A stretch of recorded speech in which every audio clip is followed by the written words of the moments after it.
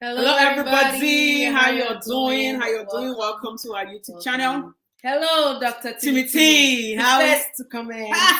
Our relationship guru.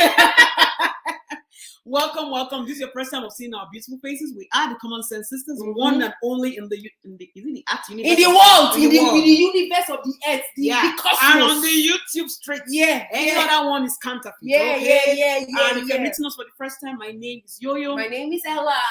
And you're welcome to our live stream. Also, if you are here currently, please don't forget to smash the like button. For those of you that will be coming to watch the playback, Playback. We are coming to rewatch the video. You know, you gotta be respectful, be open-minded. You stay on topic. Don't use bad words. Like, share, subscribe, hit notification bell. You already know what your obligations are, but we have to still be reminding some new people. If you want to know about the Common Sense Sisters, you can visit the About page. You also check out our community tab because that's where we post all the announcements. And also check out the playlist and binge watch the over 300 videos we have there because content is too much. And finally, you can catch us on any social media platform, Common Sense Sisters, everywhere all the way. Now, this is the pool, okay? Number 2, relationship saga. Relationship was 6%, but the Ogbonge one was supposed to talk about both things. So, the relationship topic for this live video, give me 1 second, let me take out this thing, is a pastor has cancelled a wedding on the wedding day because the couple kissed before the wedding day. It is the audacity of the pastor. Where they say what the Lord has joined together, let no man put asunder. Mary, we know now. Enjoy. Please, I hope the clients, I hope they are paying you and tipping you well. The clients, remember to subscribe to the Common Sense Sisters channel as well. Yeah, thank you so much. Thank you so much, Mary. Thank you, Mary. Thank you. Our Augusta, greetings. Augusta, you guys coming today with the link.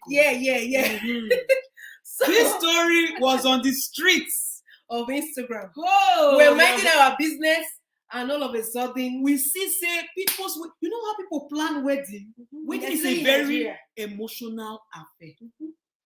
Financially, emotionally, spiritually, because people they pray now. People spiritualize wedding day in Nigeria. Pastors again, no.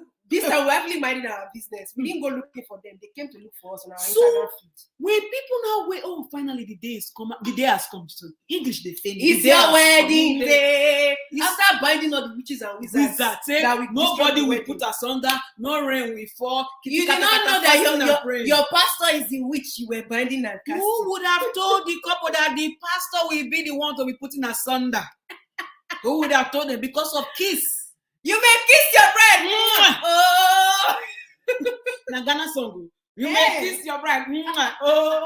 Kiss your bride. I remember Nagana song. Now, today's story will shake you up. The audacity of how some people allow their pastor to even have the audacity. How can you give your pastor the free will to cancel your wedding? They know they sue the pastor. There are only 2 people that can cancel the wedding on the wedding day. The bride. Now, this is in a clear state of mind, though. The bride and the groom. The only way where other people can come and cancel the wedding is if they sponsor this. And that's either the bride's family or the groom's family. Because I pay for your wedding. Even at that's his wickedness. They will go and do the wedding somewhere else now. If your parents should cancel your wedding, it means that their family paid for it. No, meanwhile, this couple, they are already married traditionally. Yes. They are already married. Why are we talking too much? Let's get to the narration of the story. Initiate the story because we're talking about witchcraft before. Let's initiate the story. Let's narrate the story. Story number 1. If you are coming in late, you will ask the people in the comment section. We will not go repeat the story. It's very long. Life. I'm pained though. Good afternoon. I need to hear our community on this. Please keep me anonymous. Deeper Life refused to wed my cousin yesterday. Why? Because he kissed the bride to be 3 days before the wedding. These two are traditionally married though, and they have kept themselves. Kept themselves means that they did not fuck. Virgins. They did not fuck. They did not say that they did not fuck, aka they did not carry-one-ize themselves. They didn't have sex. They said because he slept over at the family place with her, then they won't accept it's just kiss. So which means even if he slept with herself, are they not traditionally married? The worst part is that it's even the guy that truthfully stated they kissed to, and that's where the whole brouhaha started. A young man managing in Nigeria with support from his family, planned a whole wedding, and it got cancelled on that day. Right at the church with everyone dressed. People were at the reception hall waiting while family wailed and begged the pastor to no avail. The lady was not even based in Lagos and had her people travel almost 24 hours to make the ceremony. The guy's aged parents also traveled over 12 hours. I can't even sleep. I can't even talk to my cousin. It was like a funeral. Everyone was crying. The final verdict was that the bride should go back to her state, while they, deeper life, consider forgiveness. Make we dey greet people the powers. The powers according to this pastor, he say, witchcraft. He said, he said wizard craft. My first question is, the pastor, my first question is, what is the business of your pastor or spiritual leader in your bedroom? What is the business of the church in the bedroom? So are you telling me that if I have a boyfriend, or when I say if, my boyfriend and I will decide to now come and engage ourselves to be married and fiancé, we cannot be intimate with ourselves. I want to know. The church now has a saying, the intimacy before marriage. What brought about the intimacy, the kiss? What made the groom to start saying we kissed before the wife? Where did the groom? What brought about that conversation between the groom and the pastor to start talking about his bedroom or intimate activities? I really want to know, because this is a lot. Audacity. You will have to permit that to happen now. Now you cancel the wedding. People that are traveling, if they are traveling 24 hours in Nigeria, it means they travel by road. So if your parents travel 12 hours and your bride family members traveled 24 hours in Nigeria of today, they cancel wedding, and una not say una go another place go marry that same day. People that have already somewhat bought a shobi and all those things, you cancel wedding because my man emotional trauma. The emotional trauma. Because of kiss. The one that they kept themselves. The one that with me was when he said they will consider forgiveness. Forgiveness. Your Jesus Christ, when they serve, that's what you talk about in our Bible. Forgive straight up. That's what you talk about. Straight up. All of you that are Christians that will be reading your Bible upside down. Backwards, that book. You will be reading your Bibles from the way your preacher is saying it, as that now, master say. Foolish people. Since it's a biblical things. We don't like biblical things. No, we bring the reference things. Biblical things. The first story. Those of you who are Christians, if you're not a Christian, you can check out this part of the Bible. I don't know what specific part, but it's somewhere there. We want to analyze these things. Since this thing happened in the church. They're talking about intimacy before the marriage. You could think it did not happen. Intimacy is just kissing. You know the story of Ruth and Boaz. Ruth not come from the Jewish side. Ruth in the Bible. Daughter-in-law of Naomi. Naomi advised Ruth to say Ruth should go and meet Boaz in the night. They are not married though. But Naomi knows that Boaz is a good man. So even before that time, Ruth don't go to the farm, go to work, all those things. Her mother-in-law said, go and meet Boaz in the night. Lay beside. After all whatever they did that night, we don't know. The Bible did not tell us what they did. We don't know, but we know that in the morning, when it was morning time, before the sun shine, Boaz wanted Ruth to go away before people would see her. So Boaz protected Ruth. Relationship night junkie. You got to take the service after. Now, welcome to second service. Now, what did Boaz do? Boaz, in his dignity and commonsensical doings as a man, understand the laws of the land, and he said, Ruth, go, I will come and see ya. People, before the cock crow. Ruth said, now Jesus, great. Thank you. Now imagine if the people of Israel found out that Ruth was in Boaz's bedroom before the marriage. Imagine if this deeper life pastor was in the Bible days. I saw him for cancel his wedding. How we Mary, mother of Jesus, have been born. So come on now, born Jesus Christ. Let me shock you people another way. You people that are very religiously inclined without common sense. Let me bring another part. What is the next woman? Esther, Susan. Esther, not the Jewish name on her Persian and her that size of Jewish name. Let me shock you people. Esther in the Bible.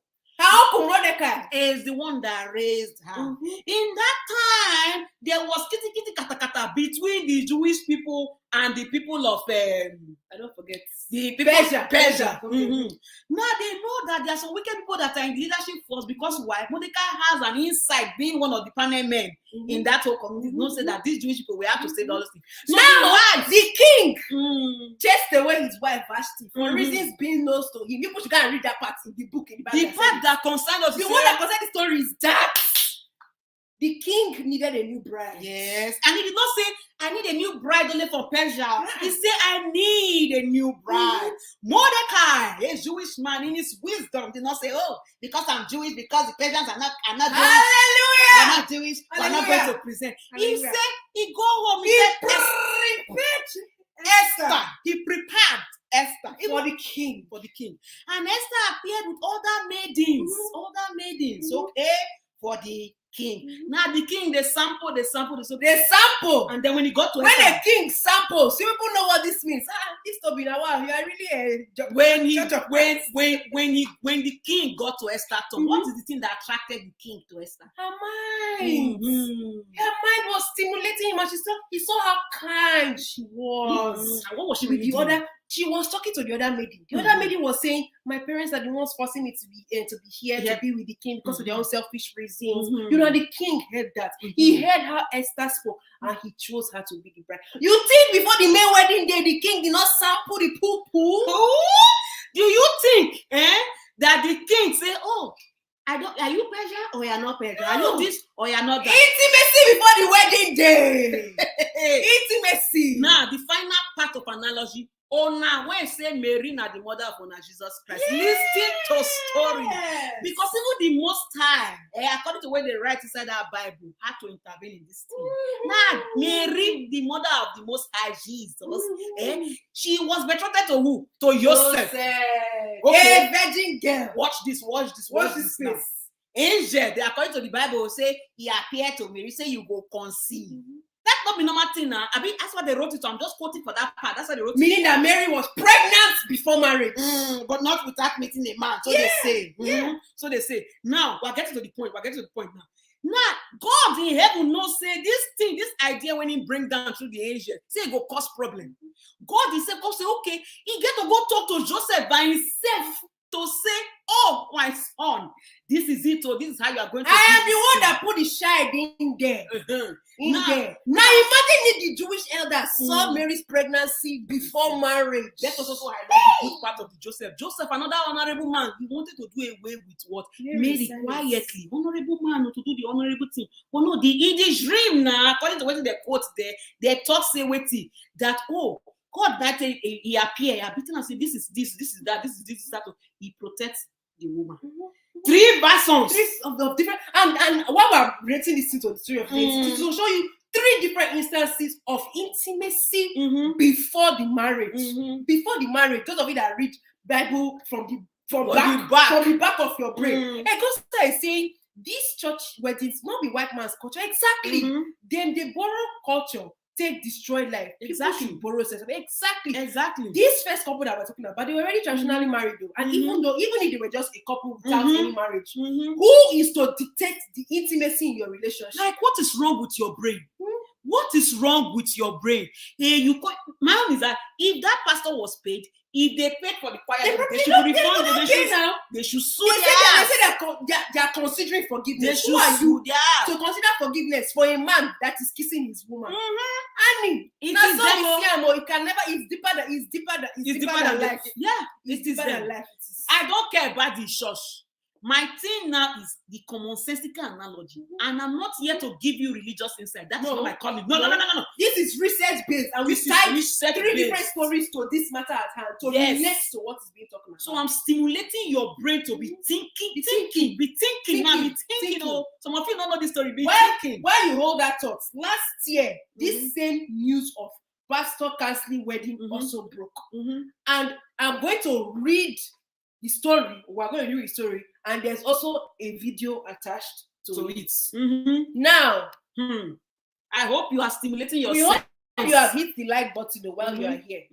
This story. Chaos in church. Mm-hmm. Some of you might remember this story from last year. Mm-hmm. As pastor refuses to wed couple immediately because they were 5 minutes late to the church.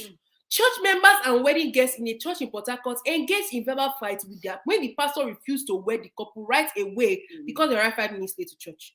Despite pleas, the pastor went to his office and declined to wed them at the appointed time.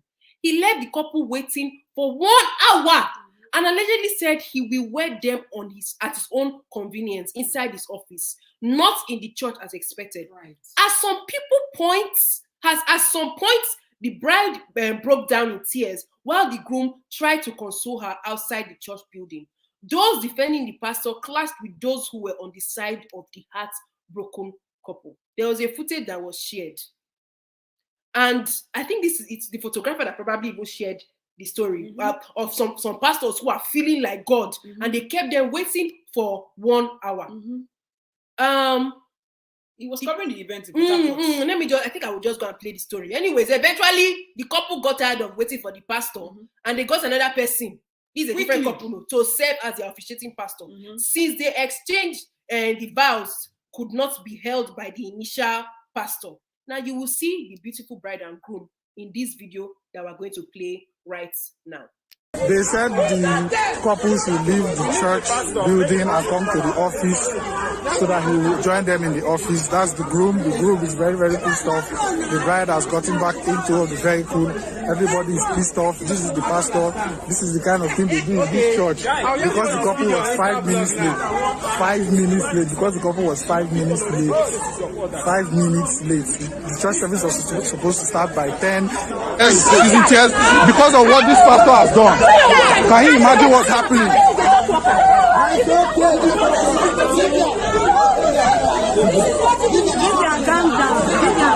He's now begging the bride after doing what he did just now.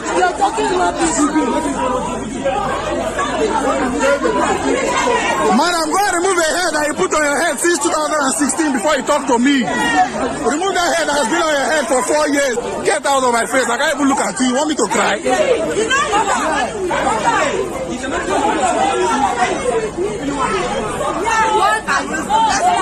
What's that? Eh? Are you talking to me? You're talking to me. You don't be right by me, so. Right, the video there on. That's my face show. Face show down. Go do that man face, make me show them. Don't chop in white. Good. You don't chop in white, you don't feel bad. Good. In the name of religion. This is a fraud. This is a fraud in the church.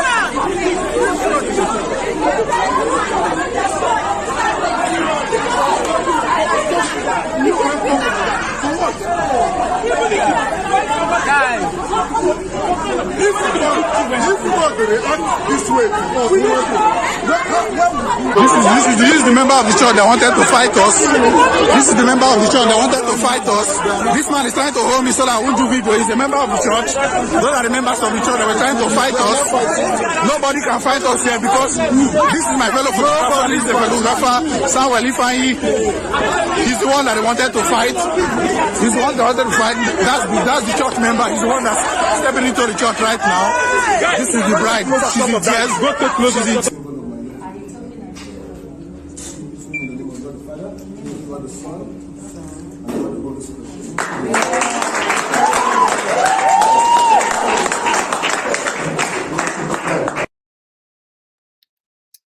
Now, that was a visual representation of the story from last year. Yeah, let us see what all of you are saying. Okay. So people are just joining.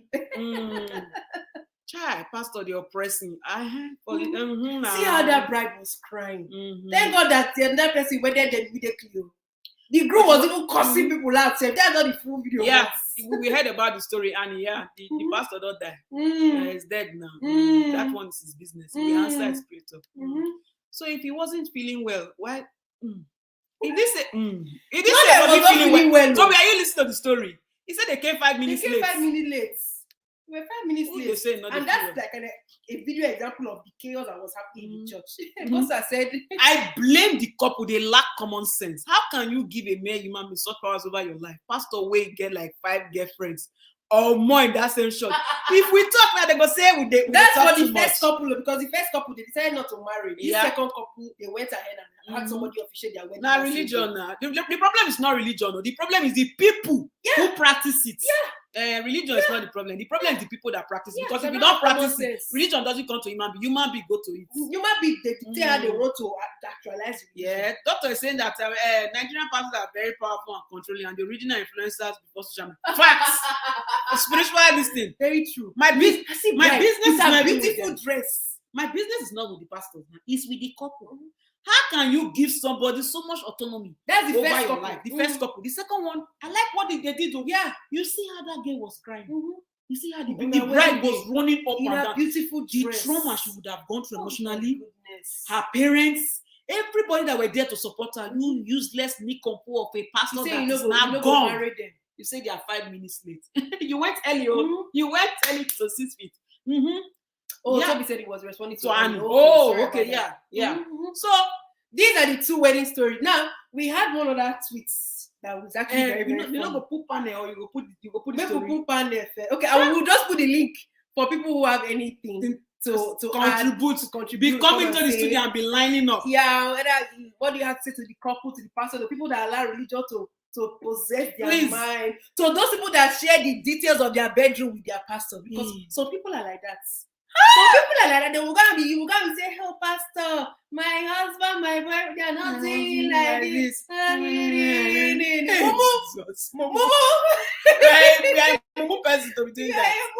Hey, we have put the link in the description. Be coming in. Okay? Be coming in. Now this next story is gonna shock you. This is the final story for the night, and it goes like this.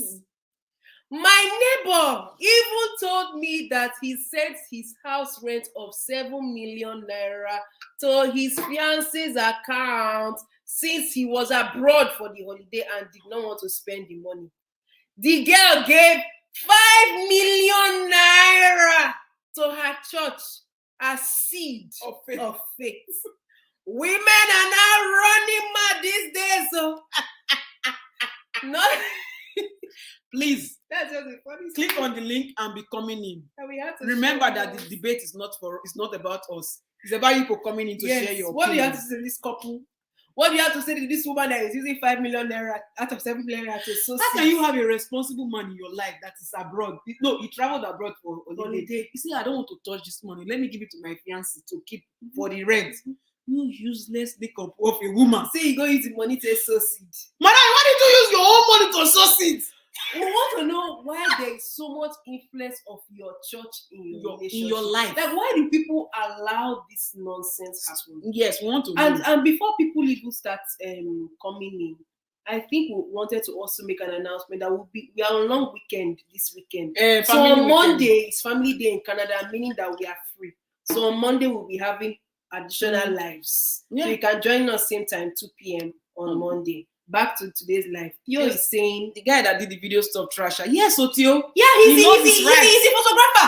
Photographer we already pay to come to church and take pictures. Photographer I like. Photographer where it gets sense. He's the one that even broke the story on Twitter for the second one there. I like the way the second video, the man was handling it. Yeah, you know, that was carrying wife. He cursed the people out because some people were cursing them. He cursed them out. Yeah. He cursed them out back. The groom insulted those people that were coming to try and make some of the people were on the part of the pastor. Oh, how can you come late for your wedding? Please, English people. Africa is in African time on a normal day. Apart from that, the fact that they arrived safely is even enough joy for you to wedding. 1, 2, 3, 4, 5. Weddings are very emotional things. So all of it that they be like, weddings are very spiritual, very, very spiritual. But you don't know that your pastor is the head of Mommy Gio, so it's a demon. Your pastor is the demon that we put asunder before you are even joined together. What is the business of your spiritual father and mother in your bedroom? In your intimate relationship. What is the business of your fiance's money that you use to sow seed in church? Those are the two one that also use the husband's car to go and sow seed. Oh, I will arrest your ass. You are. It's women as it is, men need to do it so small. They will go and use their family land to sow seed, family house to sow seed. Anyway, let's not debate on topic today. Yeah. It's a relationship. All of you that are relationship people, Please. click in the link. Today's your day. Come in here. Come in here and defend your stance on what is going on. If this happened to you, what will you do? Are you saying if you're on the side that what the pastor did is right? Yes, they're not supposed to kiss before the wedding. Also come and talk about it. Yes. This panel is very open to any opinion. As long as they're respectful. Yes, as long as you come here discussing people and you evaporate. So come and tell us where you stand now and defend your opinion on that. That is why we're here today. Because now things are happening, crazy things are happening. Even when in the church and they didn't used to say you may kiss the bride. Yes, I hear that there are some churches that they don't do after they finish wedding themselves. They don't do you may kiss your bride. No, that's their intimacy. That's why intimacy. That's why people be calling themselves. Well, people are having children up and down. People in Nigeria, what's 100 million? People are fucking and burning every day. But people like to pretend as if it's not there. The intimacy does not exist. Well, the night of the Common Sense Squad is here. Toby, welcome. Hello, guys. Toby, how are you? Doing great. How you guys doing today? Woo. You're doing good, though. Common Sense Sisters, dishing out common sense since 1902. If you say so. Yeah, love you guys. Wow, look, man, these are crazy stories, and I think that I've been reading some of the comments and I've been responding. It's so the first one about the wedding. I mean, I've seen this. We've all seen it over and over. If it's not a wedding, it's a family decision, it's something. So these people, I call them charlatans. That's what they are, in my opinion. They might go by the title of a pastor, but they're just charlatans. And what they do is, beyond just being spiritual leader or spiritual guide, which is really what a pastor should do, they take over your life. They micromanage every decision of your life, so to speak, to the extent that you become, and you don't even realize that's what's going on. I mean, to the point that you become so weak mentally and psychologically that you depend on them for every little decision that you make. It is really sad that because a couple came 5 minutes late to a wedding and you decide to punish them for that just to prove what point. It doesn't make any sense. It really doesn't make any sense. But again, it's a reflection of the society that we live in. It's a reflection of the power trips that these guys travel on. And these churches, for the most part, beyond just serving the people and helping the people and encouraging and inspiring, they've always become incubation places for brainwashing. That's really what it is. It's almost like you're locked in this echo chamber. It's indoctrination day and night. You might go 5-7 times a week, 7 days of this, 6 days of that, 9 days of revival. It's all the same thing. To the point. Oh yes. Do you think is the first pastor not even more ridiculous? That one that refused to wed the couple because they kissed before the wedding day, and he says to consider forgiveness. Since when did that? Their family traveled for 24 hours and they're already married traditionally. Yeah. So when I was growing up as a teenager, I attended Deeper Life briefly, and they had what they call marriage committee. So what the marriage committee was this group of people that was supposed to have oversight on the entire process of dating, of marriage, and all of that. So these guys were really strict. Like, they had this reputation for being they were notoriously wicked. Like, to the point where everybody knew. Whenever he was say, I mean, we were too young, but we could hear those who were eligible enough to be married. They'd be like, it's time to go and face the marriage committee. It's time to be like, marriage committee. It was like, it wasn't a place you went to and you were excited and you were happy, and it became toxic. It became heavy. it became something totally unhealthy. And I kept, even with my young mind back then, I kept wondering, why does it have to be like this? Why do we have to make it so difficult for people? What in the world is wrong with kissing? I mean, are you? So at the end of the day, it's a reflection of Let me these tell you people what is now. wrong. It's Okay, not tell been me, please. anointed by the pastor. They did not put Oh, water Lord. oil over They the did not lips anoint the lips. before they went to go and kiss. What is the business of your pastor? Your bed? And mind you, all these pastors, they can have many children. Well, then they knock They can every have conscience in many the church. children. Everybody, You know, you know, everybody is fucking in Nigeria. Everybody, but we pretend. guys, I don't even care what they do in their privacy. So don't preach your own value systems as Bible. Don't preach your own personal agenda and then wrap the Bible around it. There are cultures in the world. Some marriages were canceled. I remember back then because the guy had kissed the girl on the cheek. It wasn't even like on the lips or whatever. It was like on the cheek. Like, hey, good to see you. And then he kissed her on the cheek. And then somebody saw that. One Madame Amebo, one Karen saw that and decided to go report to the marriage committee, and then the wedding was canceled. I mean, there are cultures in the world where they kiss on the cheek, where they kiss each other. It's a human thing. It's not even about culture. It's a human thing. I'm just even, I'm even trying to find reasons. Yes. Yeah. There are cultures. It is ridiculous. So these people, they have their own 17th century values, and then they try to pick them on into the modern era, and they try to justify it with the Bible or whatever. It's really sad. My admonition really is just that if you are a church goer, we can't tell people to not go to church. We can't tell them, because these things are very personal. But if you go to church, please have Don't a leave your little, common sense. reserve a little for yourself, a little part of you for yourself. Don't let them deceive you. Give your all, surrender your no. It's crap. It's a lie. Surrender.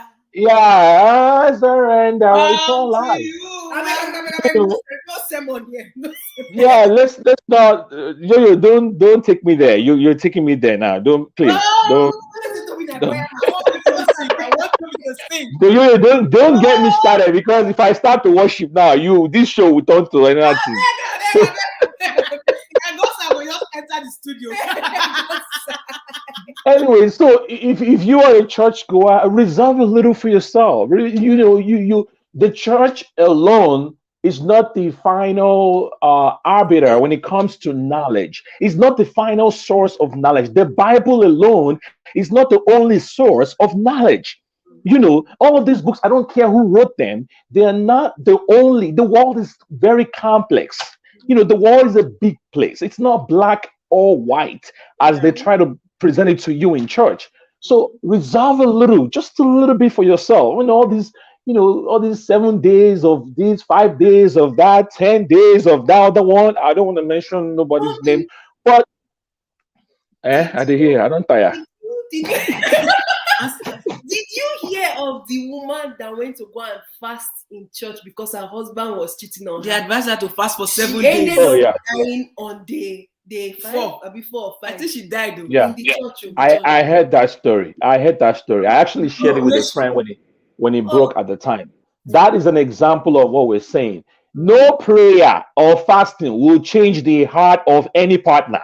Thank you. When they are gone, they are gone. You cannot pray somebody to love you. It's Preach. practically impossible. Preach. It's impossible. They either love you or they don't. It's that simple. You cannot force. Lord, what is happening to us? Your fasting and prayer can only help you survive the trauma. It can probably psychologically help you deal with the situation, but you're not going to be able to change somebody's mind. What kind of world is it going to be if I can go and fast and manipulate somebody's love? Common sense. Think about that. Common sense. Think about that for a second, guys. What world are we going to be living in if I can manipulate? That's like jazz. So I'm jazzing you. I'm jazzing you to love me. Even though you don't want to love me, but I'm jazzing you to love me. Are you kidding me? What world would that? What kind of world would that be? I want to That is sing. insane. Yo, I don't want you. If you start to sing, hey, Okay, Hey, let me keep God, quiet. Tommy, I want to sing. All of, hey, when you talk to say, don't touch not anointed, but your anointed is giving an unanointed decision in your relationship. The anointed is also touching. Monica even said that maybe the What pastor if the pastor is interested eyeing in the bride? Then he decided to go to, where's that Monica's wedding? Monica, welcome. Oh. Yes, that's another analogy. Another angle. And sometimes these members that are wedding in the church, they would have sacrificed all their time. All their tithes. All their tithes, all their time. Yeah, guys, can I bring another dimension to this? Yes, of course, please. Economics. If this couple were rich, if they were highly placed in society, they no bond that pastor well, make it triumph. Exactly. I agree, absolutely. Exactly. I absolutely If these were socialites or politicians or government officials or people that were captains of industry, I don't care what you call them, people that you know, if they drop one tithe for your church, it go pay all your bills for the next 10 years. They no bond you well, make it triumph. Those guys determine the order of service. They tell you when to start. If your assignment is too long, they tell you it's too long. We got to move on. So who, at the end of the day, who suffer all these things? The ordinary people. The people. That is the ordinary people. So the wealth disparity is also part of it. But yeah, I just wanted to bring that in as well. It's really sad. A very good analogy. Because we didn't even think about that. And thinking of class, society, classism. Yeah, social-economic status and where you stand. Yeah, that is so true. So these people, they're not be big people now. They're not daughters and sons of big people. So you think you can just do that? Very, very. I mean, There was one time, real quick, guys. There was one time this video I saw some years ago in Nigeria. So these two people were going to get married, right? So they were dating. Apparently, one of them was still involved. The guy was still involved with another woman, but I think it was in the middle of divorcing the other woman, but it wasn't final. So, anyways, whatever, maybe it was running both simultaneously. Now you could fault the guy for whatever reason, that hey, why not settle your matter on the other side before you come and start a new business and all that kind of stuff. Anyway, the pastor, he brought them out in front of the whole church. He embarrassed them, exposed them, and then he brought out what they call their tithe card. He said, come and give them back their money. All the money they've given. How much was the money? It was some tantary amount like that. I can't say, hey. So if their tithes now millions of naira. What? So that's why they share those envelope and they say write your name there for the tithes. Yes. That's what they do because they keep records. So that's not even my problem. The problem is that he was able to do that because the money was actually money. It was nothing. It was, and then he was bragging. He was like, I'm telling you, in this church, I stand for the truth. If you come here, you think and deceive me, your money parachute. I said, look at this guy. So if he was a politician that was giving him millions of naira that he has stolen rather from the government or some businessman, who will he do that? So at the end of the day, who are the people they embarrass? The people of low social class, the people of low economic status, the people who are quote unquote nobody in society. Those are the people that get the short end of the stick, and it's really sad. It's really, really sad. Yeah. All in the name of God. Yeah. What do you have to say to the husband, the groom that went to go and be telling in the first story, that went to go and tell the pastor that, oh, I stayed with her, but we only kissed. They say they did not know themselves. What's that stupid? They did not meet. They to say they kept themselves. They say they kept themselves, but they only kissed. It was the groom that said it. What we make a groom? Yeah.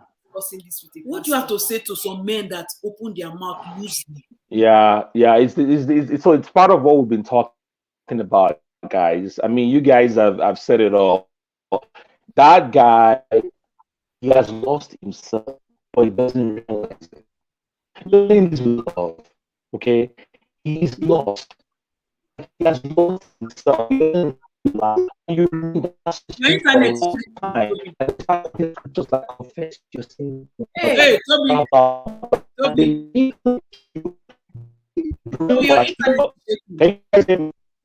No, it's breaking. You can continue. Yeah, I can hear. Are you there? Okay. Yeah. Yeah, I'm here. Okay. Okay. Yeah. So again, it's a reflection of what we're saying. So you go to the point where you become so docile, so weak mentally that all of your life decision you have to run it by brainwashed. Yeah. Yeah. So you have to run every decision by your so-called pastor. Should you eat today? Should you have breakfast? Should I have sausage? Should I have ham? Is it okay, to do this? So, and then the moment you walk, even when the pastor is not there and you walked away, because of the brainwashing, you have there is guilt. You are guilt laden, and you think it's the Holy Spirit. Oh, the Holy Spirit is convicting me. The Holy Spirit is convicting me, and I don't have peace. I don't have peace in my heart. No, what you call the Holy Spirit and lack of peace, it's brainwashing. It's brainwashing. You've been brainwashed. And that's so it's not the Holy Spirit, it's not God. No, it's because you sat under that teaching for years, back to back to back to back. And so, and you know what happens? I told you guys I went to a school of theology, right? Yeah. So it's the same strategy. You know what you want to talk about.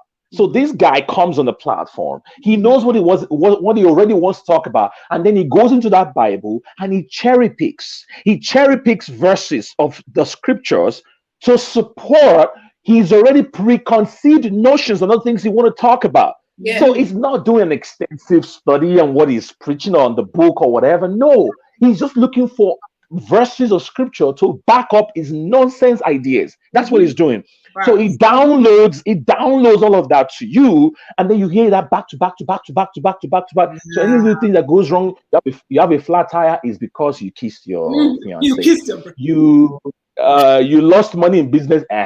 You see, it's because you kissed your fiance. Your child is sick. You see, you can't have a child after you've been married. Because you had an abortion now. God is punishing you.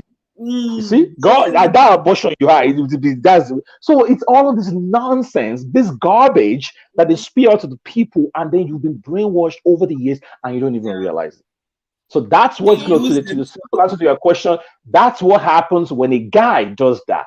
What is the business of a pastor with what happens between you and your partner? What has that got to do with anything? So yeah, it's sad. It's really sad. So thank you so much. I need my coffee.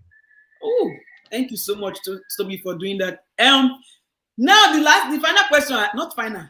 The third question I have for you is the fiancé girl that took her fiancé, the man, traveled for holiday abroad.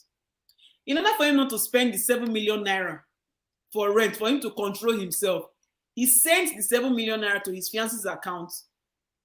For him to control himself. This woman of iniquity, woman of doom, woman of calamity and no sin, woman of no value, a woman of doom and a destroyer, a woman that lack common sense. A woman that has never worked for 5 million naira in her life. A woman that has never virtuous woman. No, a woman Proverbs 31. A woman of calamity, a woman of no virtuousness, a woman of destroyer financially. I am bossing the language because this woman is a wicked woman, worse than a witch. You carry the money that you're supposed to use to give you shelter. Later they will say men are not good. Give you shelter. You carry 5 million to go and give a fellow man. A fellow man that you say you're going to sow a seed of faith, but you're not with you're not the one that bought the seed. Yeah. Oh, master, may I speak in tongues? Madam, may I be say, Oga fiancé, you gotta sue this woman. But I won't be telling you because there's evidence that he gave her the money for rent, so he can sue her. Misappropriation of So common sense sisters. Yes. Yeah, look, here's my take. First of all, introduction. Okay. So this guy, he says that so that he will not spend the money or something. He wants, to, maybe he doesn't trust himself.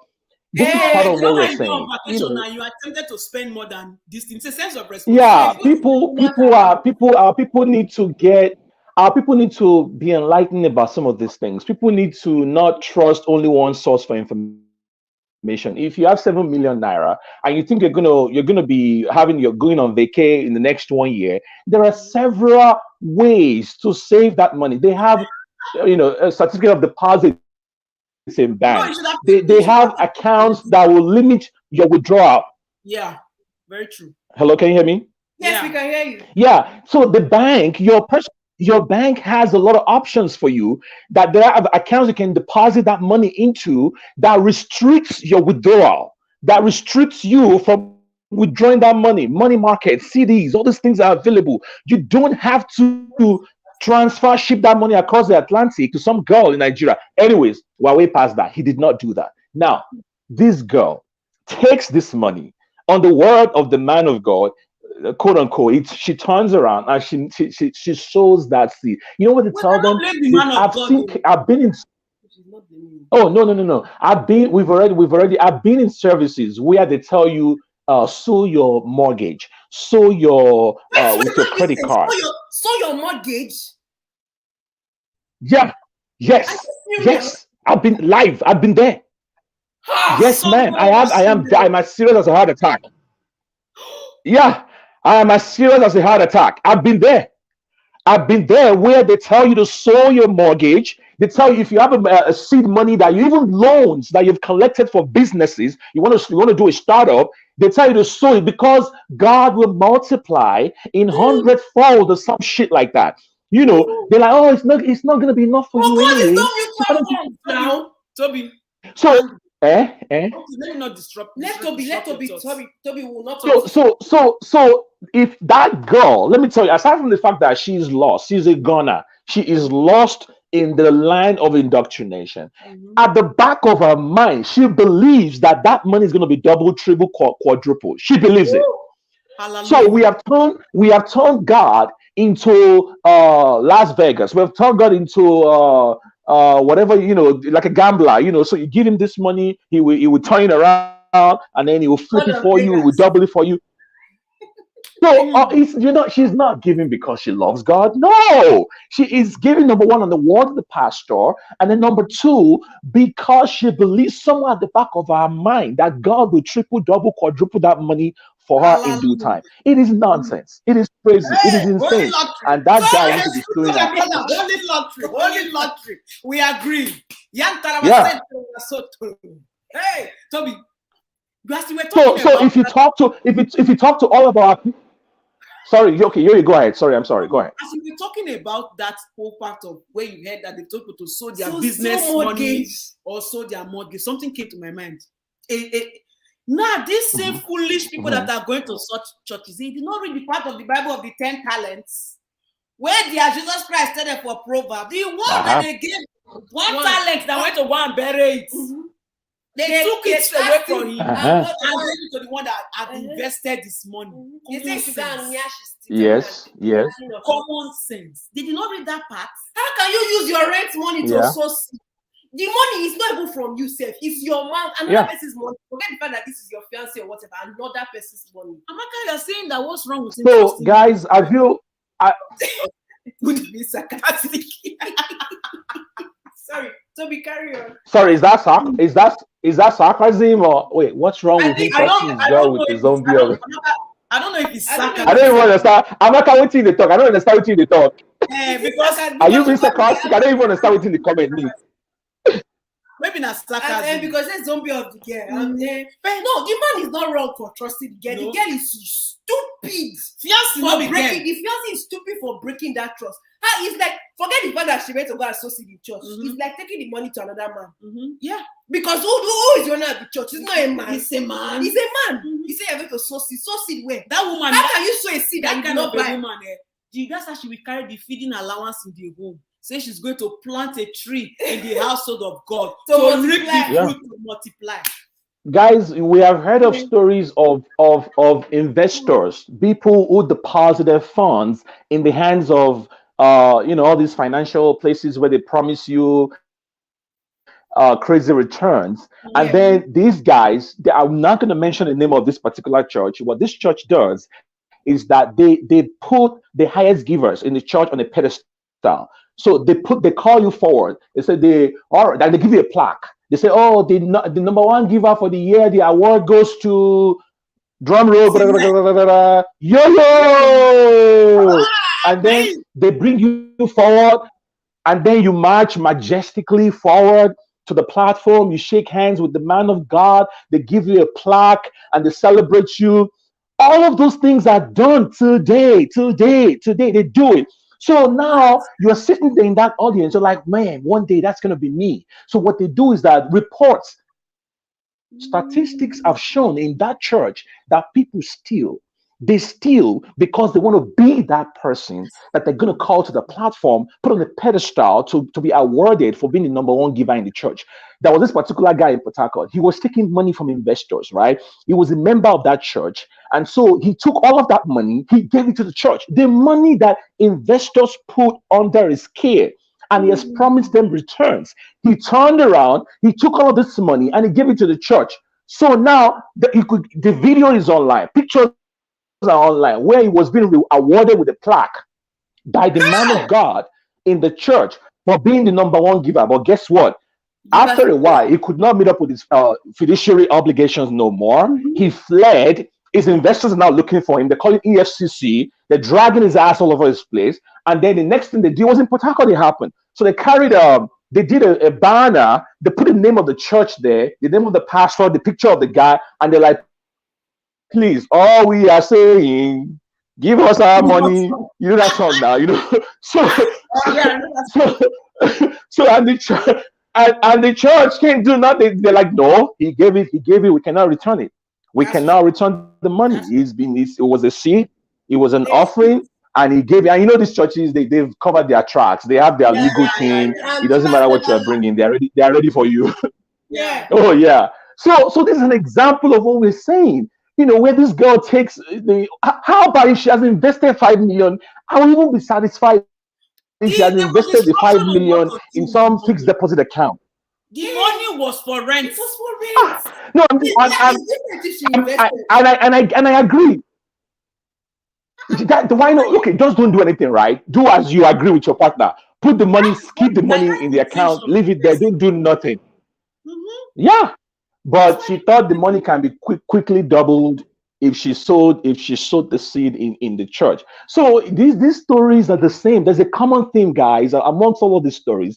People losing their minds on the words of a man that claims to stand in the place of God, and he controls. You have abdicated the love and respect for yourself, for your family, and you have ceded all of that to a man like yourself who claims to be in the place of God. You give out your family property, your family land, your family houses, your mortgage, your bank account. For what?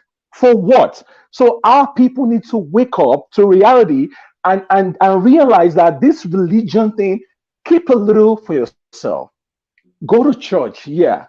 Pray, yeah, but just keep a little for yourself, a little piece of you, a little part of you. Don't just get lost. It is really sad. It is really, really sad.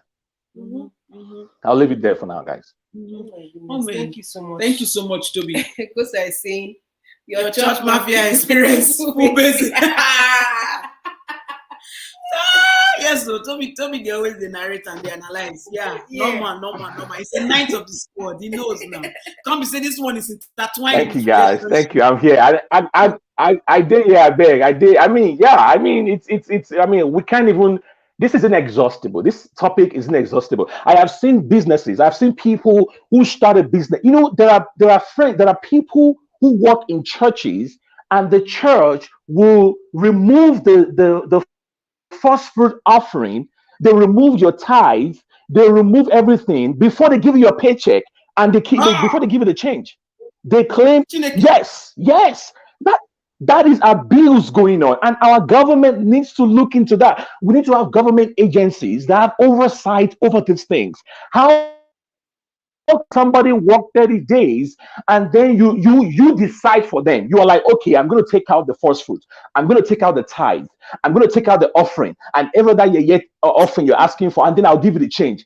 These people have families. They have responsibilities. They have things to pay for. But you unilaterally make that decision. If that is not abuse, I don't know what is. Yeah, it is. So our government, we need to have government agencies that have oversight over these things. It's really, really sad. That government, yes, in Nigeria. Me, I disagree with having government agencies. You know why? Because people use their leg to go there to those places. Nobody's forcing them. Plus, in the church thing, the government they are gaining from the church too. Exactly. They will go to the men of God. I agree. I mean, in the every time, guys, real quick, because I know other people want to chime in as well. Let me just say this real quick. I mean, in the US, we have congressional committees that have they don't care how big you are as a so-called man of God, how mega churchy you are, whatever. They will drag your ass to that committee. You will answer questions. You will answer questions. Your tax exempt status, demands that you provide explanations as to how you are using the people's money. So they're not going to just let you abuse the people, abuse your office, take advantage of people, all because of what? They're not so afraid of you and your God that they are willing to touch you. No, they will question you and you will provide explanations for how you are running the affairs of the people. That's how a functioning society should be. South Africa has that too. They have that too in South Africa. Anyways, I'll leave it there for now. Okay, so hang in there. America don't believe in touch what my anointed. Yeah, that's true. You can unmute your mic. Oh, okay. Well, that was. Thank you. I said, but another great topic. I didn't even know that you people will be having strong topic back to back like this. It is the people. They went and voted in the community tab in the pool that we had a few days ago. They said they want the two topics. Yeah. So we are here to only strong topics. Only strong topics. That's awesome. Well, great submission there by Batobi, right? Mm-hmm. Yeah, Toby would call her 90. Toby would call her. I don't know why Toby did the Okay, but great, very, very, very, very great points all round. I just want to comment, I just want to add to what he's been saying. Like, it's not just somebody mentioned in the comment section that it's black. No, it's not. Yeah. This abuse is all over. White, black, green, they're all inside because we hear stories of how these people they tell you they sensationalize the preaching. Whatever they want to share, they sensationalize it.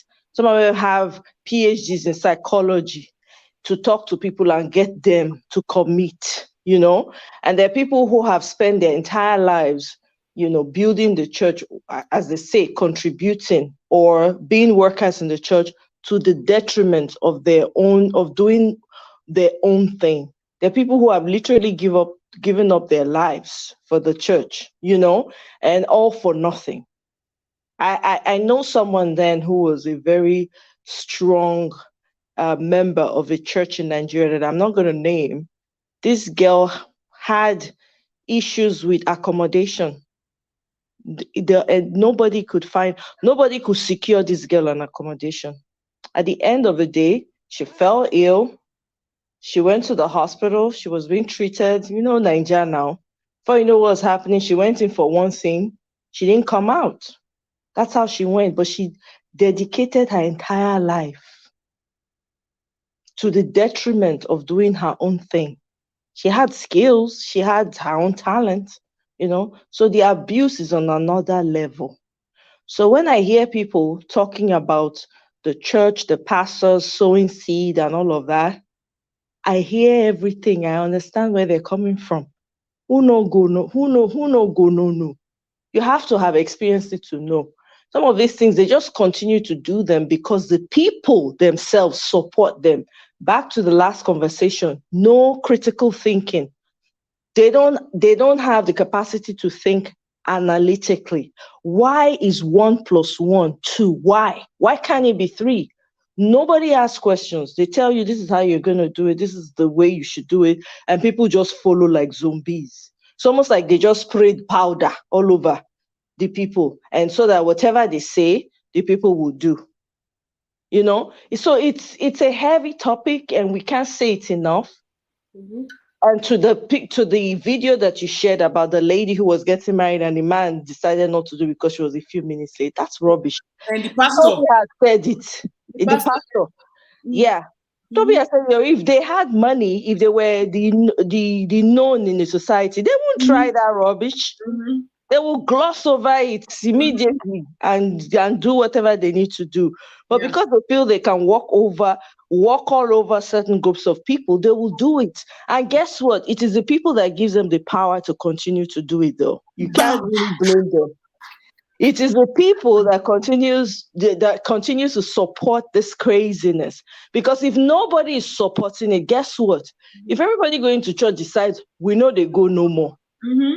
We know go no more. If you want to study the Bible, let's do home study. You bring your family, let's sit down, read, pray, and go home. I guarantee you, those leaders will sit up. We will not be having this. Government will not have to intercede. But at the rate that it is going, they will have to intercede because they're taking advantage of people. There's been too much abuse, too much. People are literally unaliving because of all of this. It's not supposed to be happening. So I say, let the people learn how to think for themselves, borrow themselves sense, and sit at home. Refuse to pay the tithe and the offering. Say, okay, whatever. I would, if let me even try this month. If I don't pay, whether I will still be alive, let me try. Try it. Exactly. I don't know why they are so afraid. It's because when they've been preaching fear to you all your life, imagine everyday fear. There are some of us who will grow out of it and be like, let me do different and see what will happen. Yeah. And you do different, and good things actually happen. In fact, more good starts happening to you when you dare to do different. But some people are so choked up in the fear. You even have some people that we even relocate out of now. The study focus now is Nigeria, narrowing everything. But some people are living in diaspora. Some people are living in diaspora. Yeah. Yes, we know that people get spiritually abused and whatever, even from other races. But now talking about Nigeria now, some people will leave the country. They will travel abroad, but you can travel away from the country and your brain will still be locked. Yeah. It will still be locked. So people do not think for themselves. Why don't question anything? Why in God's name do you have to share your intimacy with your partner, with your religious leader? Why will a pastor have the authority to cancel a wedding, whether it's because you are kissing before the wedding or because you are 5 minutes late or whatnot? Not so, how disrespect that man. Let me unpack everything. The level of disrespect and disregard, not just for the couple, but for the families that have traveled far and wide, for people who are waiting to celebrate. It's a day of happiness. It's a day of joy. And Egosa is asking, why must it be white wedding? Because it's fairy tale. Yeah, people have seen white wedding as the Christian wedding. People forget that it's also a type of traditional wedding. So some people view the white wedding as higher than a traditional wedding or a court wedding or whatnot. They have successfully commercialized it, and people feel like they have not successfully gotten married if they have not done that white wedding. That's what it is, because really and honestly, for a wedding, you just need you and your partner. That's it, and your family. That is all you need. You don't need the big whatever. But because they've commercialized it, there are people that are wedding planners. Because of that, that's true. But that's even a different thing. It's the fact that I think why Egosa is asking that question is because this couple had already done their traditional marriage. Were already traditionally married. Yeah. And obviously, the man went to stay in the woman's house, and he narrated this to the pastor. Yeah. And this is the sole reason why the pastor decided not to get married, not to get both of them married. So that's why Egosa is saying, why are they even like right? I want to know above the traditional wedding. Yeah, you get that. The answer is very simple. I wasn't even speaking on Egosa's comment. I saw it, but I wasn't really. It is true. Why does it have to? Why did they have to insist on the white wedding? Right? But I mean, I'm just talking as in the commercial aspect of general, like. People just feel like, if I never do white wedding no more, I never arrive, I never complete. But but that's not the case though. People who didn't even do all this white wedding and whatever, their marriages last longer. People that you didn't even know were married, you come out 40 years later, oh, they've been married all along, and they've lasted longer. So it just goes to tell you that people like that commercialization is there. You know, they put so much time, put so much energy into trying to buy the best dress, the whatever, you know. So it's just I'm glad though that we're having this conversation first and foremost. It's very, because I think that the more we begin to have these conversations and begin to talk openly about it, people will probably begin to rethink and say, you know what, I don't even need this. You know, I don't need the expenses. I beg, it's 20,000. I remember a cousin of mine that was getting married, and his wife was, you know, saying, oh, that the family said they need a certain amount from him in order for them. He now said to her, he said, okay, they need what? The guy brought out 50K. He said, this is all I have. Tell your family to manage it. Anything outside of that 50K, that's you. You are doing extra. I didn't send you. You have to get to a point of of being realistic about these things. Marriage is not the ceremony. And I sympathize with the couple in the video because that was unnecessary. You know, that was totally unnecessary. It was an embarrassment. It was not needed at all. Yeah, I agree. I couldn't agree more. I also think that it's pretty much some of the relics of colonization, in my opinion. You know, it's some, you know, the British people or the Europeans, they just agree. They did a number on us. Now there's a lot of things they did that we still, I will look at like, oh, okay, yeah, maybe they open our eyes in that area, they open our eyes in that area. Why can't we parallel the white wedding and the traditional wedding? The moment you go seek consent from the parents, and then you perform the traditional rites, that's it. You know, at that point you are as good as anything. But guess what, guys? So the church you go to, the pastor will tell you, if you have not come with your two left feet, if you have not come and stand in front of him, for him to pronounce a blessing, you are not married in the sight of God. Yeah, that is how they phrase it. You might be married in the sight of your people, but according to him, in the sight of God, you are not married. And so if somebody, that's a heavy weight to put on somebody. To say that your wedding is not recognized in heaven. Are you kidding me?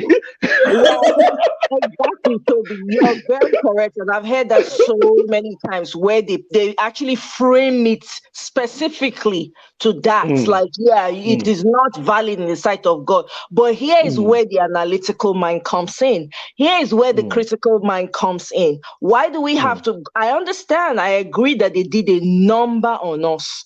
But, you know, even if someone does a number, it's like now, maybe growing up, your parents, smacked you, a couple of times, right, for bad behavior, or sometimes just because they felt like, okay. But you get to a point where you realize they didn't have to smack me like that now. On top of say I wanted That's more. True. You understand That's what I mean? There's a time when you call yourself to attention and say, hey, you know what? What really is the sight of God? Okay, if God dwells on the inside of us, because he knew that this mess was going to be happening. He knew he hid himself inside of man. So when you look at someone, you see the God in them. You can't see the God in a person, okay? So if that is the case, why can't I be in a room with my lover and call my family in the presence of those are the most important people to have around you. And those are, if they choose to want to be a part of it, it's not by force, but your father and your mother, most importantly, if they are there, you say, Mommy, Daddy, we have chosen to be with the most important prayers. To me, personally, nobody should come for me in the comment section. Person is my father and my mother's prayer. Every other person's prayer is jara. It's a jara, because guess what? God has already seen me. I don't need to go somewhere to go with one man that's wearing clothes. Oh yeah, you are leaving the covering. You are leaving they tell you are leaving the covering though. Speak to that. Are you not afraid of leaving the covering? The covering! Which covering? Do we know the cover that the person is preaching under? Let's talk about it. Which covering? No, because we know that people believe the covering. Don't worry. Exactly, they are wearing red garment under that one. Okay, they will tell you that you're coming with covering. Is it St. James covering or Pa Musulumi covering? Which one? You know, so we deceive ourselves by saying that. And just because sometimes it's laziness to think and want to analyze and the fear of, I don't want to be the one. Why should you be? Why shouldn't you be the one to say, no, I don't want to do it like this. I want to do it. I don't care what anybody, because the truth is that we're all running our race. We are all making decisions every day. So whatever decision you choose to make every day, guess what? Guess who's responsible if anything goes south? You. Then you can say, oh, you know what? I'll do it different next time. But because of that lack of analytical, critical thinking, you know, and because we allow sometimes the society put the pressure on us. So let me not say society, the church, the sentiments attached to it. Then we start to make wrong decisions. That's the problem you shouldn't come under. There are people who have joined people together and the marriages went south. That's under. If you had stayed at home and your parents had prayed for you, your marriage would have lasted longer. It's a fact. Because your parents' prayers are more powerful than any other, unless you don't have parents that like you. You get it? No. That's different. Yeah, that's Then you can look for a parent that like you. That you. Thank you. Or they get to enter. So Theo is coming here to shatter the table with a story. Theo say about 300,000, and I believe that should be in Naira. Theo, correct me if I'm wrong, was given to a woman instead of asking the husband what plan to do with this money. Rather, she goes to the pastor to confirm what to do with the money. Hey! Madam. Woman of doom! Woman of doom! Woman of iniquity! Amaka is Sheldon Homestead, welcome. Amaka is here. Amaka, your village people have no right to kick you out of this studio. We are in a meeting now. Please, give us some common sense today. Are you there? I mean, the village people don't you. You there? Can you hear me? We're hearing you. They talk now. Oh, sorry. Hey, you don't even know what's in the app. Oh, sorry. I'm all over the place. But anyway, do you want us to give you some time? No. I'm good. No. I feel like this whole church thing that is going. I mean, the brainwashing and everything. I don't even know. It can go on and on and on. And I feel like if you look deep down, there is always a family member somewhere to even. For me personally, I don't even have to think deep or even because I mean I feel like I have loved ones all over the place that are falling prey to this, and it's just a disease that just keep on giving. That I don't know how it can be, driven out, or it can be. I don't know how. I don't even see an end in sight. It's I mean I don't where do we even start? And the funny thing about this thing is like you don't even argue with these people. That's another thing. You can never just say, okay, let me just tell you you're wrong, or this is what's going on, this is how because that the more you even try to start saying that's the more you're like an enemy of progress, the more you're evil, the more you're like tainted, sent from the bottomless pit of fire. That's what I'm saying. So it's like, how do you even, how do we even begin to stop this? I think I've said this before. We're a family friend. I'm not even going to say the exact amount, just in case somehow this video floats around and something happens. I'll be like, I made a carry gossip. When we were like our young, I'm talking about teenage age, this girl took the dad's money. I'm talking about dollars, in thousands, so not be small money. Go give their pastor. See what I'm saying? And the dad was looking for that money for a long time. Was even suspecting her brothers, What? Now, guess how the father found out who took the money? How? Native doctor. And my wait. Let us simmer the soup of information in. This is a story of let us simmer that in. The ancestors showed up. You never wherever he goes to do his incantation or whatever. But the overall story is like he invoked whatever. Then he literally saw how to go. No, I'm not joking around. It happened for real. Wow. So yeah, and then eventually when they finally asked the girl, okay, fine, we've seen you. What do you do with the money? The girl wants to go and use that money to sow seed. Can you imagine? Give every single bit to the pastor. Oh wow. I know, and then tell me, the pastor finally saw the rods because they arrested him, put him in jail for a long time. So my own deal is like, and I think I've said this story before, as a pastor, when a little girl like that, like in secondary school, just got out of secondary school, give this amount of money, you're not saying, this kid, where are you getting this money from? Who gave you? How do you have access to this kind of money? Mm-hmm. Yeah. You see what I'm saying? This is somebody that I know that I can even say the name beforehand. I can even trace it. Just like, but I'm not going to. So I'm saying this like first hand, not like somebody told me, I know somebody that knows somebody that knows somebody. No, this is like somebody like literally, happened, That's crazy. Crypto magic That's really, for some people. that's really sad. Some people, even the honeymoon protocol needs the pastor's supervision. Are you kidding me? This is kidding. Please, we are seeing that now the pastor, some people also are like to creep into their marriage because Tio is saying something about this 300,000. You say the wife did not ask the husband what to do with the money. She went to ask the pastor to confirm what to do with the money.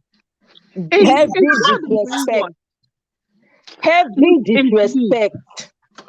No. You guys don't even say it. It doesn't just start from one thing. It starts from every day going, oh, pray for me about this, or maybe they have a dream and somehow it comes to pass, or it's a long process of like brainwashing, and before you know it, you're powerless. When you find out that if you're having a problem, that all you want to do is run to a pastor, then you have to rethink your ways. You see what I'm saying? Instead of you just kneeling down and having you praying your own prayers. You see what I'm saying? It doesn't start now. And for me, I'm telling you, this is like deep brainwashing that it really, really, really takes, a strong hold of God to just release it from. I'm telling you, it's not that they intend to or they mean to, but it runs deep. This is, you might look at it like, how can this one now? But marriages are being destroyed because of like, this man's not going to tell me who to worship or what God to worship. Or so I'm saying, because maybe the husband's like, I don't like this thing going on here. Why don't you come out of here? Come out of there. Let's go into that church. So I'm saying, and then, me and heaven, God forbid. So I'm saying, before I know, the marriage is broken. It's a mind control. That's the mind control.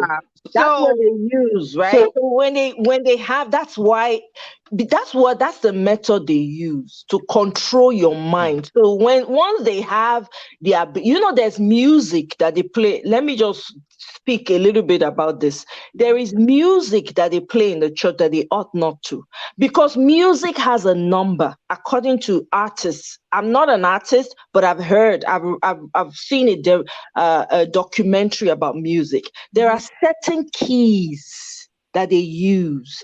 They are manipulative. Okay. Now, what they do is they will call these people in. How come you see in a lot of churches, especially now more than ever before, you have non-Christians singing Christian music because they pay these artists. Because one, they have the voice and they have the talent. Some of them are not born again Christians. One of them are not Christians. They just hire them to come and sing. And they have keys. There's a God level key that they use in the church. They don't use them. There are certain keys that they use. So the congregation, the people that are singing, once they hear that sound, there's something it does to the mind of the people. I'm telling you, it's crazy. When you begin to understand certain things, you will really, really question a lot of things. They say that they were able to infiltrate the church. Now, what the enemy, right? The devil's in the details, right? What the enemy does is he will creep into every facet of society and find ways to destroy it from within. So he will look for ways. What do the people like? They like this. Oh, they're in tune with this music. When did Christian music suddenly become big? Remember when we used to go to, as a child, when I used to go to church, we would go to all these very hymn songs that we sing.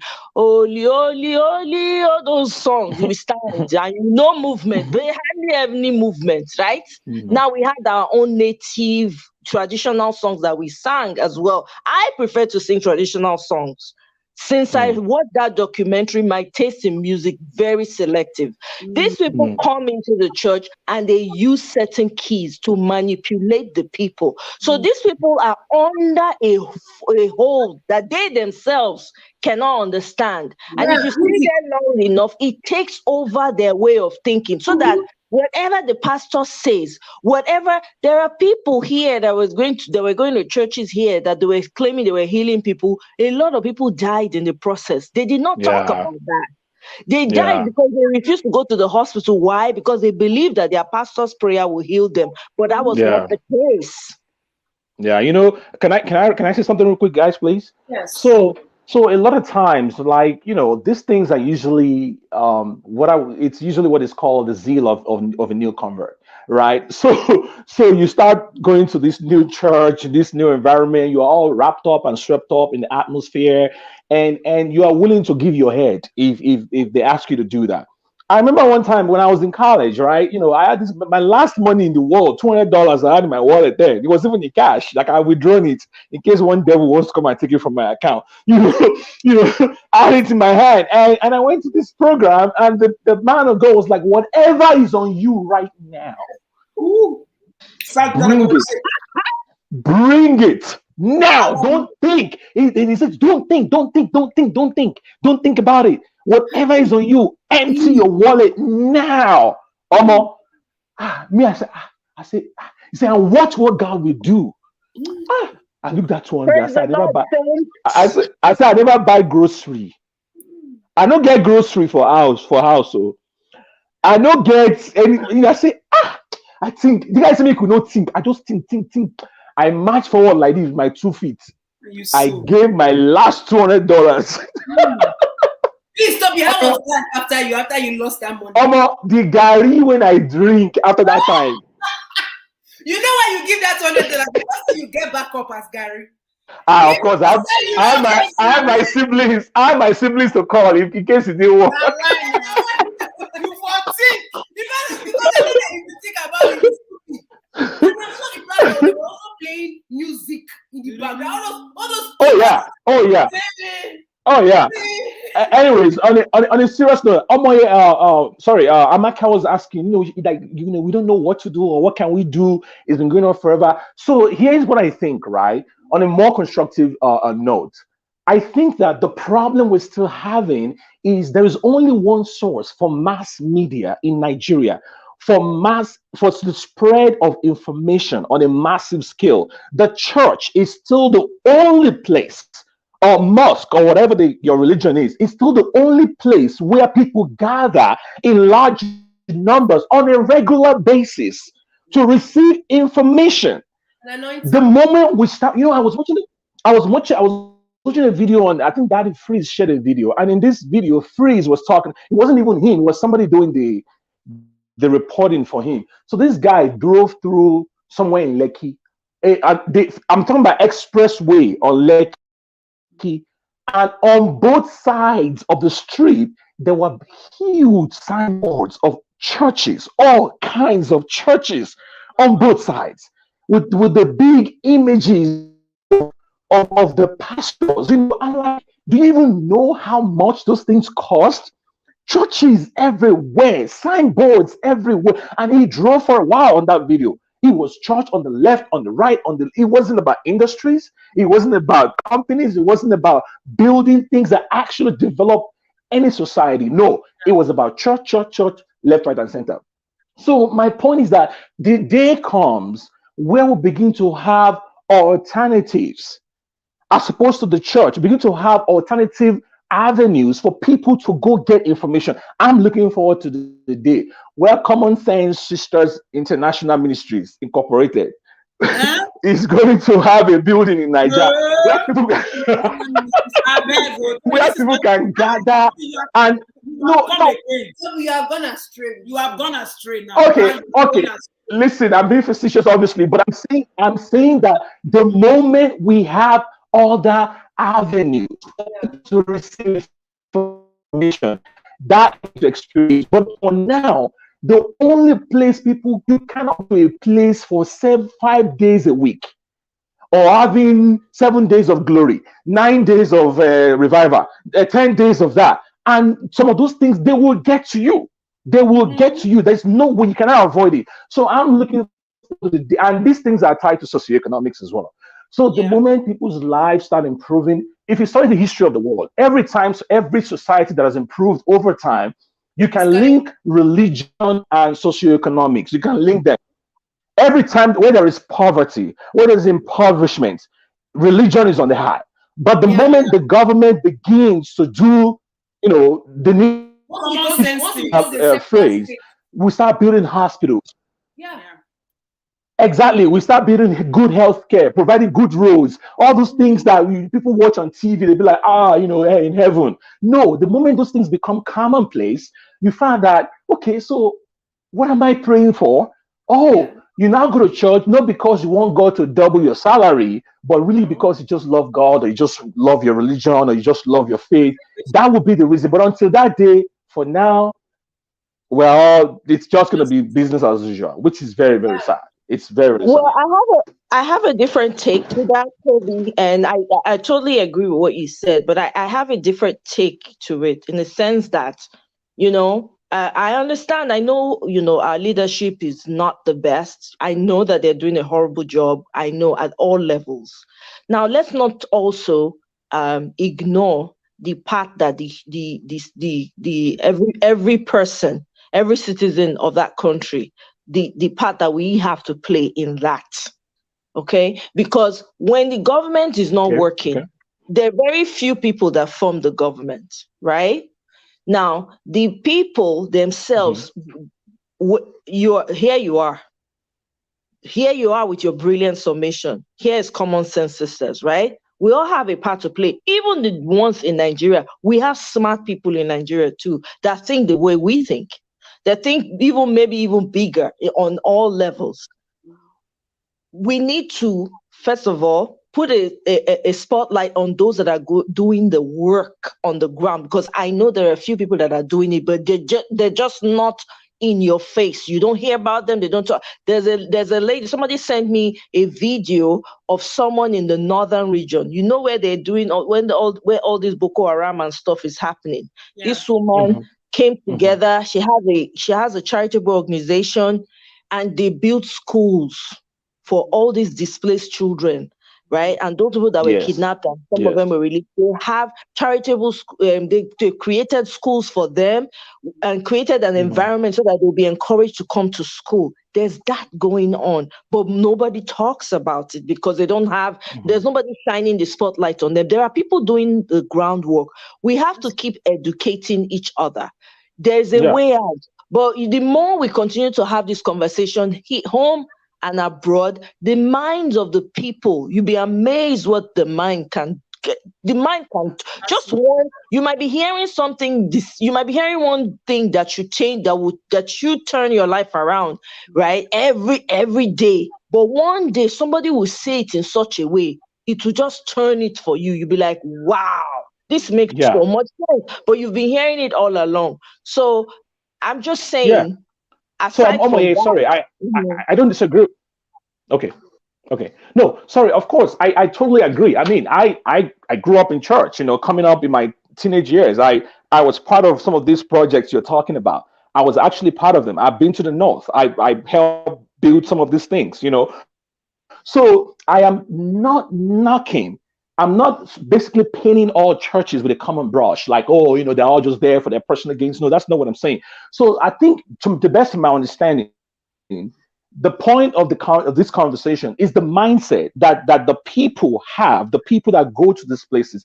Of course, we can give credit to churches that are actually doing the work. I've been in the trenches with some of these people, and some of them have a good heart and they're doing great. But you can do that, and then you offset that with the garbage that you preach. So you know what I mean? So on the one hand, you're building schools or you are helping the people, which is great socially. But on the other hand, we're talking about the mindset that the people have, the people, our people, when we go to church, what's my personal responsibility as an individual worshiper, as an individual member of a church, especially when it comes to my life, my responsibility to myself, to my family, to my society around me. That's what I think we're talking about. So I don't disagree with you that of course there are amazing ministries or churches that are doing amazing things, but on a large scale though, we see when we hear stories like this, we don't only hear the stories, we've heard sermons. We've heard sermons, controlling, manipulative sermons from some of these big time Right. people who, yeah, we've heard of those Right. things. And now what we're saying is that, I'm sorry, go ahead. Let me interject really quickly. So I think we're on Okay. the same page. I wasn't even talking Yes, about the I agree. churches, what they're doing. Well, you remember when we were talking about, I think the question Amaka had about how do we Yeah, change the how does mindset? this change? What Yes, can we, yes, and I think yeah. there was you had made your take on it was we just have to until certain things are in place. Really, it's going to be the people. It will take time basically for them to get there. So I was coming in from the angle, not even the people that are doing the charitable work. They are not church people. I'm not even talking about church people at all. Oh, okay. Even though I'm not disputing the fact that there are churches that are doing the work, but these people are just regular people that just are tired of seeing the ugly and just want to put some NGOs light. and things like that. Okay. They're creating their own charitable organizations, putting money together as much as they can, and doing a little bit of good. That's where I'm coming from. And I think you alluded to it in your conversation right now, in your explanation, because you said individual responsibility, which is what that's where I was coming from. I just wanted to clear that up. I agree. I agree with you. Okay, So, thanks. Sure. For me, I think one way of changing this whole narrative, and like I call it changing the mind of the people, is going to be very, very difficult, and it's going to be a long road. Why? Because what is happening now is taking years for these said pastors or charlatans or whatever to build these said churches. Mind control is not something that happens overnight. Even when somebody changes your mind, it's not something that happens overnight. It's constant talking, repeated preaching, every single thing. Like Amaka said, you keep going to the same church, you keep hearing the same thing. They keep forwarding you the same messages on WhatsApp. You go to the same things every single Forward this to 10 people now and receive a miracle. You're in the same place for 6 days of a week. Monday, you are there for your choir meeting, you hear the same preaching. Tuesday, you are there for the revival, you hear the same preaching. Wednesday, you are there for singles night, you hear the same preaching. Thursday, you are there for couples nights. I don't attend those things. So you forgot workers meeting.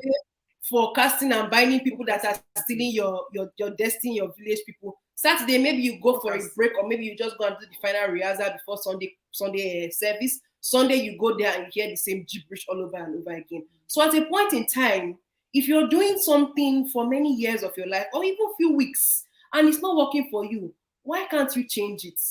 Why are you afraid of making that change in your life? One way is to stimulate your mind with critical thinking. And we've said this a lot of times on this channel, that there is no excuse in this day and age, especially if somebody has shined the lights on you. Yes, some people will be resistant at first, but at least it would have sown a seed in their hearts. Now, if you care about yourself and your family and you want to move forward in life, you will go to places that stimulate your mentality. You would read books, you will watch videos, you will join the Common Sense Squad. You will share this video with people, because the amount of religious videos we receive on WhatsApp is crazy. And most parts that you see forwarded many times, meaning that we are not the only ones receiving this gibberish. There are many other people out there. So the people who cause this havoc in society have already created means of a repeated pattern. So how can you fight a system that is already established to put the people to do? If we are creating things in place like that, we're having these platforms, we're talking about it. Now, we're not only talking about it here, in our individual friendship groups, we're bringing up that matter, because some people think that this thing only happens to people of a certain age. No, they are young people. They are young people. When I was in school, in CIC, then we have church buses. We go to school, CIC, pick people up. In Canada, secondary school, pick people up, take them. Some people will sow their life because of jollof rice. Jollof rice that we eat every day. So they catch the minds young. They catch you young. Somebody, Crypto Magic was talking about people, they meet you at the malls. Yes. You know when people meet us at the malls? Yeah. Now, this is not even talk less of African store. Yeah. At the malls. The big So malls, these people, they are there to eat away your mind. And see how somebody was saying, when he was giving you $200, they said, don't think about it. Once the person has your brain in their palm, they can do anything with it. So it's our duty, we as people that know better, we as people that have come from that, but we dare to do different, to hold these solid conversations. And it's not our duty to convince people. No, don't ever try to convince anybody. Everybody has the right to believe whatever they want to believe. People who are being oppressed, some of them don't want to come out of it. They might know, but they're just afraid. In their time, they will do whatever they want to do. But it's our duty as people who are enlightened to live that life, to show people that I dare to do different, and something good happens to me. Something good happened to me. And share Right. I mean, exactly. You're absolutely right about everything that you're saying.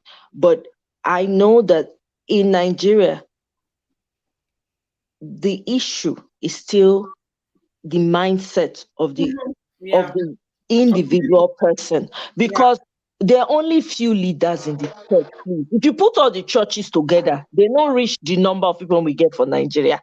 If people now start, as we are talking and having this conversation, right? It doesn't have to be perfect before change comes. It really does not. Not everybody needs to be on the same before change comes. Because if not that one, that means it will never come. That's what it means. It requires enough people to say we are done and sit out going to church, for instance. I'm serious. We are done. It requires some people saying, you know what, we're done, we've had it. They just sit it out and it will affect the church. It requires some people in the government. We have Christians in the so-called Christians in the government positions. It requires them saying, one person saying, or a few of them saying, we're sitting this out. I'm telling you, the change will come. But if we're saying we want to wait for people to really not lie, go happen. So I have this friend that I spoke to recently. Now, this is somebody who lives in Nigeria, who has an amazing job, an amazing career over the years, and she's a devoted Christian. I know that personally. Now, she believes in tithing and giving. Now we're having this conversation, and in a month, when the salary comes in, before you know it, it's gone. And most of the money is not even going to our personal needs. This is a very conservative person. This money is going to, first of all, 10% is slashed. So that's tithe. And then you have other offerings, first fruit and building fund and pastor's appreciation and all these other things going on. And then she has family members, she has her own parents, she has some friends that are calling, she has missionaries that she supports. So there was a particular month that she called me and she wanted my take on something. I was like, okay, look, once I remove my tithe from this salary, I am not going to be able to meet other obligations that I have to meet, like maybe paying my kids' school fees, or helping my parents with their regular medical whatever bills. Like she was listing all these things. She's not even talking about spending this money on herself, even though she was the one that worked for the money. So it was like a struggle because it's something she has done for years. The tithe, they miss. It's like clockwork. You have to take it out. They miss. Come rain, come shine. You have to give it. So I said, look, listen. So you mean to tell me that this God that you say is a loving, that is a God of love and all that stuff, because you choose for this particular month, you choose to take this tithe to go help you're not even helping yourself. You're helping somebody else. And you, instead of giving it to the church, you decide to use that money to help somebody else in need. You're telling me God will strike you dead? Like he will forget all of the other times where you've been consistent and you've been faithful? I mean, can you see what we're talking about here? So we have to have this conversation about, look, you know why that struggle is there? This is an existential problem for all church members in Nigeria, because you know why? they will tell you, no. Before you meet any family needs, bring the money to church first. And they will back it up with bring all the tithe into the storehouse and all that stuff. So they have convinced you that the first place to go to financially is the church. It doesn't matter who is dying. It doesn't matter if you can pay your rent or not. It doesn't matter if your mother needs a medical bill settled. It does not matter. You bring the money. It doesn't even matter if somebody in your church has a need. No, you bring the money to the church, and then the church decides how the money is dispensed. That's what we're dealing with. I just wanted to share that story to give an example of how deep this is. Yeah. So you see, and this person is an educated person. So, absolutely. Yeah. Power of brainwashing. Okay, let's hang in there. Jay, are you there? Yes, I am. Hi. How are you? I'm fine. I'm sorry. I had an appointment this afternoon, so I just got back home. Can you guys give me what's the question? Because I've been listening. I will give you. There are 3 stories summary for people who came late. So please hope everybody has hit the like button. 3 stories. The first one, a lady, a pastor, a Deeper Life pastor, cancelled the wedding of a bride and groom on the wedding day because the groom informed the pastor that they kissed before the white wedding day. Mind you, this couple already had their traditional wedding. The second story happened last year where a pastor cancelled the wedding because the couple arrived 5 minutes late. However, the couple were able to get married with another person that officiated the wedding on that same day. Now, the last story is of a woman who her fiance gave her 7 million naira to keep when he was in UK, and this 7 million naira was for their house rent. This woman took 5 million out of that 7 million naira and went to go and sow seed. So the questions, the matter we're trying to tackle today now is that why is it that people give so much power to their pastors or their priests or their religious leaders to have interference with their relationship life, their intimacy life, and their personal lives? Control them financially, control them, say, you are fasting as a woman, you cannot fuck your husband at this time. Or as a man, as a man, you cannot fuck your this at this time, Or before you go for the honeymoon, your pastor and the committee of the marriage committee must approve. Oh no, you're not going to Dubai, you have to go to Ghana for the honeymoon. I'm just saying. So that's general gist of everything. Yeah. So what's your take? Because I know you've told us a very strong story in the past. Yeah, so I was actually going to start with that because you should. The very first time that I called this show, you're talking about something along the lines of this, and I did share my experience because I think you guys know that my family is still steeped in the in the religious. I don't even know how to describe it. So I have firsthand experience of watching 2 grown adults that are educated that had a bright future, and then all of a sudden it just kind of got derailed because they got hooked up with this type of institutions that, in my opinion, take complete advantage of people. Using my story as an example, I would say why our society has gotten to the point where they take these religious people as the end all be all is because, first of all, how brainwashing works most of the time is that they get you when you're in a vulnerable state. And most of the time, not to be rude, but Nigerians are most of the time in a vulnerable state. It's either you are, you don't know when the next money is going to come from for your rent or for your light bill. You don't know, if your mother that's in the hospital is going to make it because you can't pay, or you have this incurable disease or this difficult disease that you don't know where you're going to get, your cure from. So it's a constant state, I would say, of vulnerability. And that's why these so-called religious leaders are able to get a hold of you because there's just constant, basic stuff, right? Like education, I know commonsensesisters were in Canada, right? So, high school and elementary school for the most part is free. So you don't have to think about, where is my kid going to get school fees from? But because there's that constant fear that you don't know where the next anything is coming from, these people are able to seep into your lives and promise you a future that is, based on what they can get from you to get what you want. Do you guys get what I'm trying to say? Exactly. Yeah. So they blame government problem as spiritual problem. So Yeah, basically, that's supposed to be provided in the society. You think it's a spiritual thing where you need a spiritual leader to cast Yes. out them. So you go and pay tithes. You go Yes. and pay these people exchange of service for exchange of services that are supposed to be provided to you by your government. And when you have to now call out the government, these same religious leaders will tell you, no, pray for them.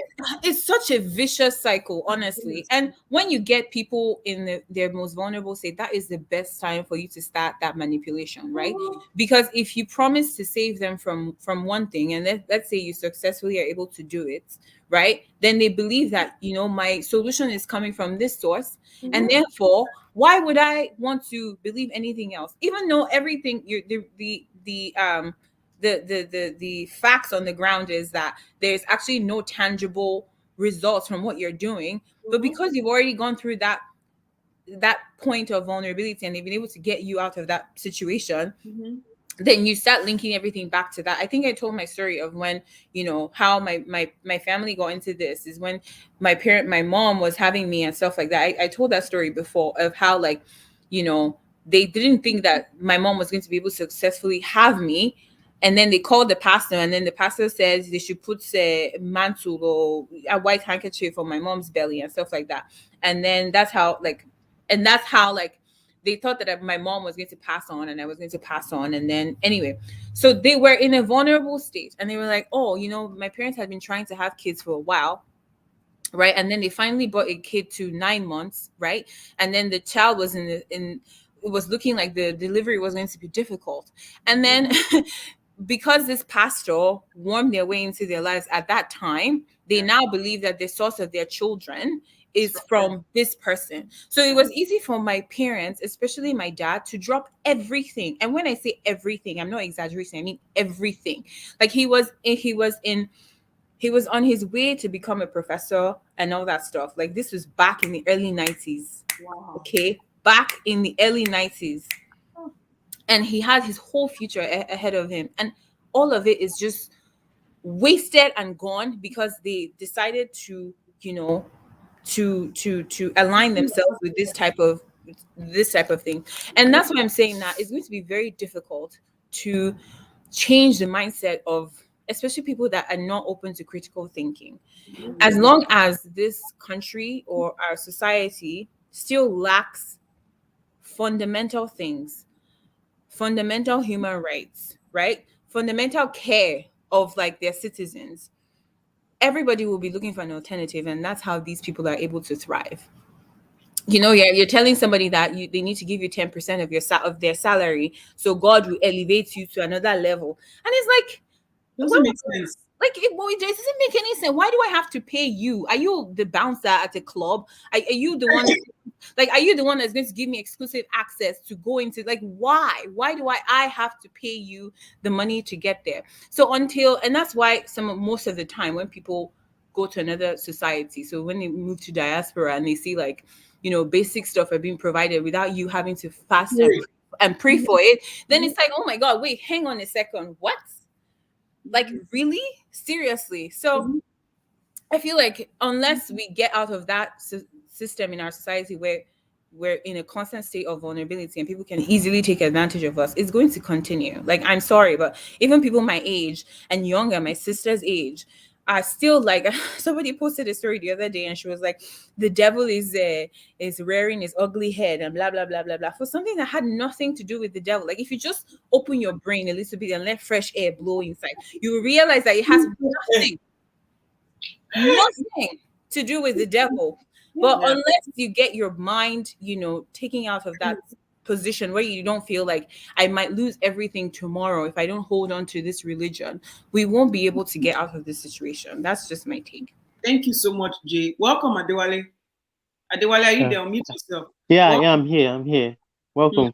I guess how you guys doing? We're doing good. Glad to hear your voice today. The professorial take. The professorial take. On this matter. Yeah. I came late. Like, I just got back from work, so I kind of have an idea of the topic, but didn't you hear the story I summarized? We summarized for Jay? For Jay. Yes. I think I heard the second story of a lady whose like husband gave her like 7 million and she gave Yeah, Beyonce. Beyonce gave five. her 7 million naira. She Oh, used okay. 5 million And she naira. gave five. So And then I think the other one, you said that the pastor refused to To wed them. yeah, because they They kissed kissed and before the one came wedding. 5 minutes late. Yeah, The pastor, actually, the that one that for the kiss, said he will consider forgiveness. The church will consider forgiveness. that story is actually similar to two stories I heard where, like, I think the bride's friend kind of did the bride's makeup, and then when they got into the church, I think it was an MFM or Deeper Life Church, I don't remember. And they got into the church, and the pastor was like, "No, we can't, we can't officiate this wedding. She has to take off the makeup." And the whole thing was all over social media, and I was like, "What was that?" Please don't tell me that the But woman took off her makeup. she took it off. She took it off. I remember that But story. The makeup she was took it off because her family were there, like the husband's family or the groom's family was there, and like the whole thing just became a whole, drama, and like, she just didn't want it to happen, and then she took the whole thing off. So um, it was quite sad, but so like there are a lot of similar stories, but like one thing I've realized is like religion is the double-edged sword. Uh, religion was actually introduced to teach people good morals, to teach people kindness, to teach everyone to love thy neighbors themselves. Like that's what religion actually is. But the thing about religion is like religion comes with faith, and most times with faith is something that most of the time you cannot physically prove. It's like they tell you like you're going to heaven, but most people have never really been to heaven. We just hear certain people say they travel to heaven and come back, and See the travel. of course, I mean, I've heard a lot about that. They travel to heaven and come back, and a lot of people Mommy just Geo things. exactly. Yes. So yeah, she said she was in the realm of hellfire or something. The like the members, they were sitting down watching. I was like, what the hell is this? But I can understand them because religion also gives people hope, because there are a lot of people suffering in Nigeria or Africa in general. Yeah, And religion kind of gives them that hope that okay, if in this physical world I don't enjoy it, if I go to heaven, I'm going to enjoy something. So they put all their effort into religion, So whatever the pastor or the imam or whatever religious leader says, the apostle or anything, they just believe. And it's like once religion is used for something bad, it takes common sense out of the mind of the masses. That's just how it is. Like it just takes common sense because like the way religion is practiced in Nigeria is they don't teach you to have faith in a realistic way. They don't teach you to have faith and also be practical. It's like just take the faith and leave the common. Don't ask questions. Exactly. Ask questions. Yeah. Don't ask questions. And in our culture, normally we don't actually ask our elders questions. So when religion comes in, it just fits. It's like it just fits. Double-edged sword. It just fits. Yeah. Like the toxic part of our culture and the toxic part of religion is kind of similar. Best friends. They are married. They're intimate Exactly. partners Yeah. in toxicity. Exactly. So it just fits. So we can't question our elders. We can't question our leaders. We can't question our religious leaders. We can't hold them accountable. So everyone is just like and the thing about it is like religion is also a very, very lucrative business, Yeah. whether we like it or not. It's very lucrative. It's a very lucrative business. I can go to Nigeria today and like tell them I've seen this vision, and I just get one small shop, like a shop that is not actually designed to take the strength of like the vibrative strength of the speakers, and I just go there and start my church. And I still remember in my area in Nigeria, like where I lived in Lagos, there's a church right in front of our house. There's another one behind. Like our house is very close to this like T Square, neighborhood center there. Around the corner, there's another church. The other corner, there's another church. Then down the street, there's another one. So on Sunday, I can't sleep because several speakers are just banging. And you can't even really listen to which of the music do you like actually want to even dance to or listen to, because everyone is just playing their own thing. And when you go into these churches, they're just like 10, 20. I always ask myself this: why don't you just combine into one church and everyone just like, like worship? Like for me, church is supposed to be like a gathering where people meet and help each other. But that kindness aspect of the church is not there. But no humanity. It's like you just see the business side of it. Yeah. That's just what I see. It's just like the business side of it. Yeah. And I can't really blame the followers. It's just the way religion is. It's like, why can't we blame the followers? Because they are the ones that go there. I used to always think this way that they don't have a choice. Like they don't have any other thing to believe. Like there's no. But the thing about this, because I look at this thing like this religion, whatever is happening in Africa, and it's because Africa is really the baby of Christianity. I'm using Christianity as a yardstick now because that's what I'm familiar with of Christianity. Like Crypto Magic was saying, it was introduced. Obviously, the white people introduced this Christian religion, came in missionary form. It was all in a way to help with slavery and everything. If we really look at this religion, that's true. What it is. That's true. And in the West, where the religion came from, before Canada, America, the UK became secular states, they were governed by these religious bodies, whether it's the Catholic Church, the Presbyterian Church, and whatnot. Yes, that's very true. But the people decided to think for themselves. Like people actually started thinking and talking about all these things, and that's how change came to be. So now we are noticing this in our own countries, on our own continent. This is the repercussion of the religion. Now the religion is not now the white person doing all this havoc to us. It's our own people that are now using it as a tool to destroy others. Yeah. And why can't we, like, even if it takes one person, it's going to be very, very difficult. I think that we on this platform are doing a very good job. Yeah. I also still believe that people in Nigeria, like Omoye said earlier, that do think and believe like us. So at one point in time, other people choose to catch up and say, "Oh, I won't go to church. I won't go to church today. I'll sit out. I won't pay any tithe today. Whatever will be, will be." We have a very prominent member of this platform, Samolu, who always, when he comes here with common sense. I don't think he's here today. Speaks about how, him and Omoti, they don't go to church. They're still living their lives. They're spoken about their stories. Yeah. They are still living their even better than when they were in church. I don't know. So it's like, why can't you dare to do different? Like, why are we so angry? Like, I mean, whenever I go to like a mosque or a church in Nigeria, at least what I remember, when I look at the faces of people there, they look like hungry people who haven't eaten. People who don't know where their next meal is going to come from. So church is like...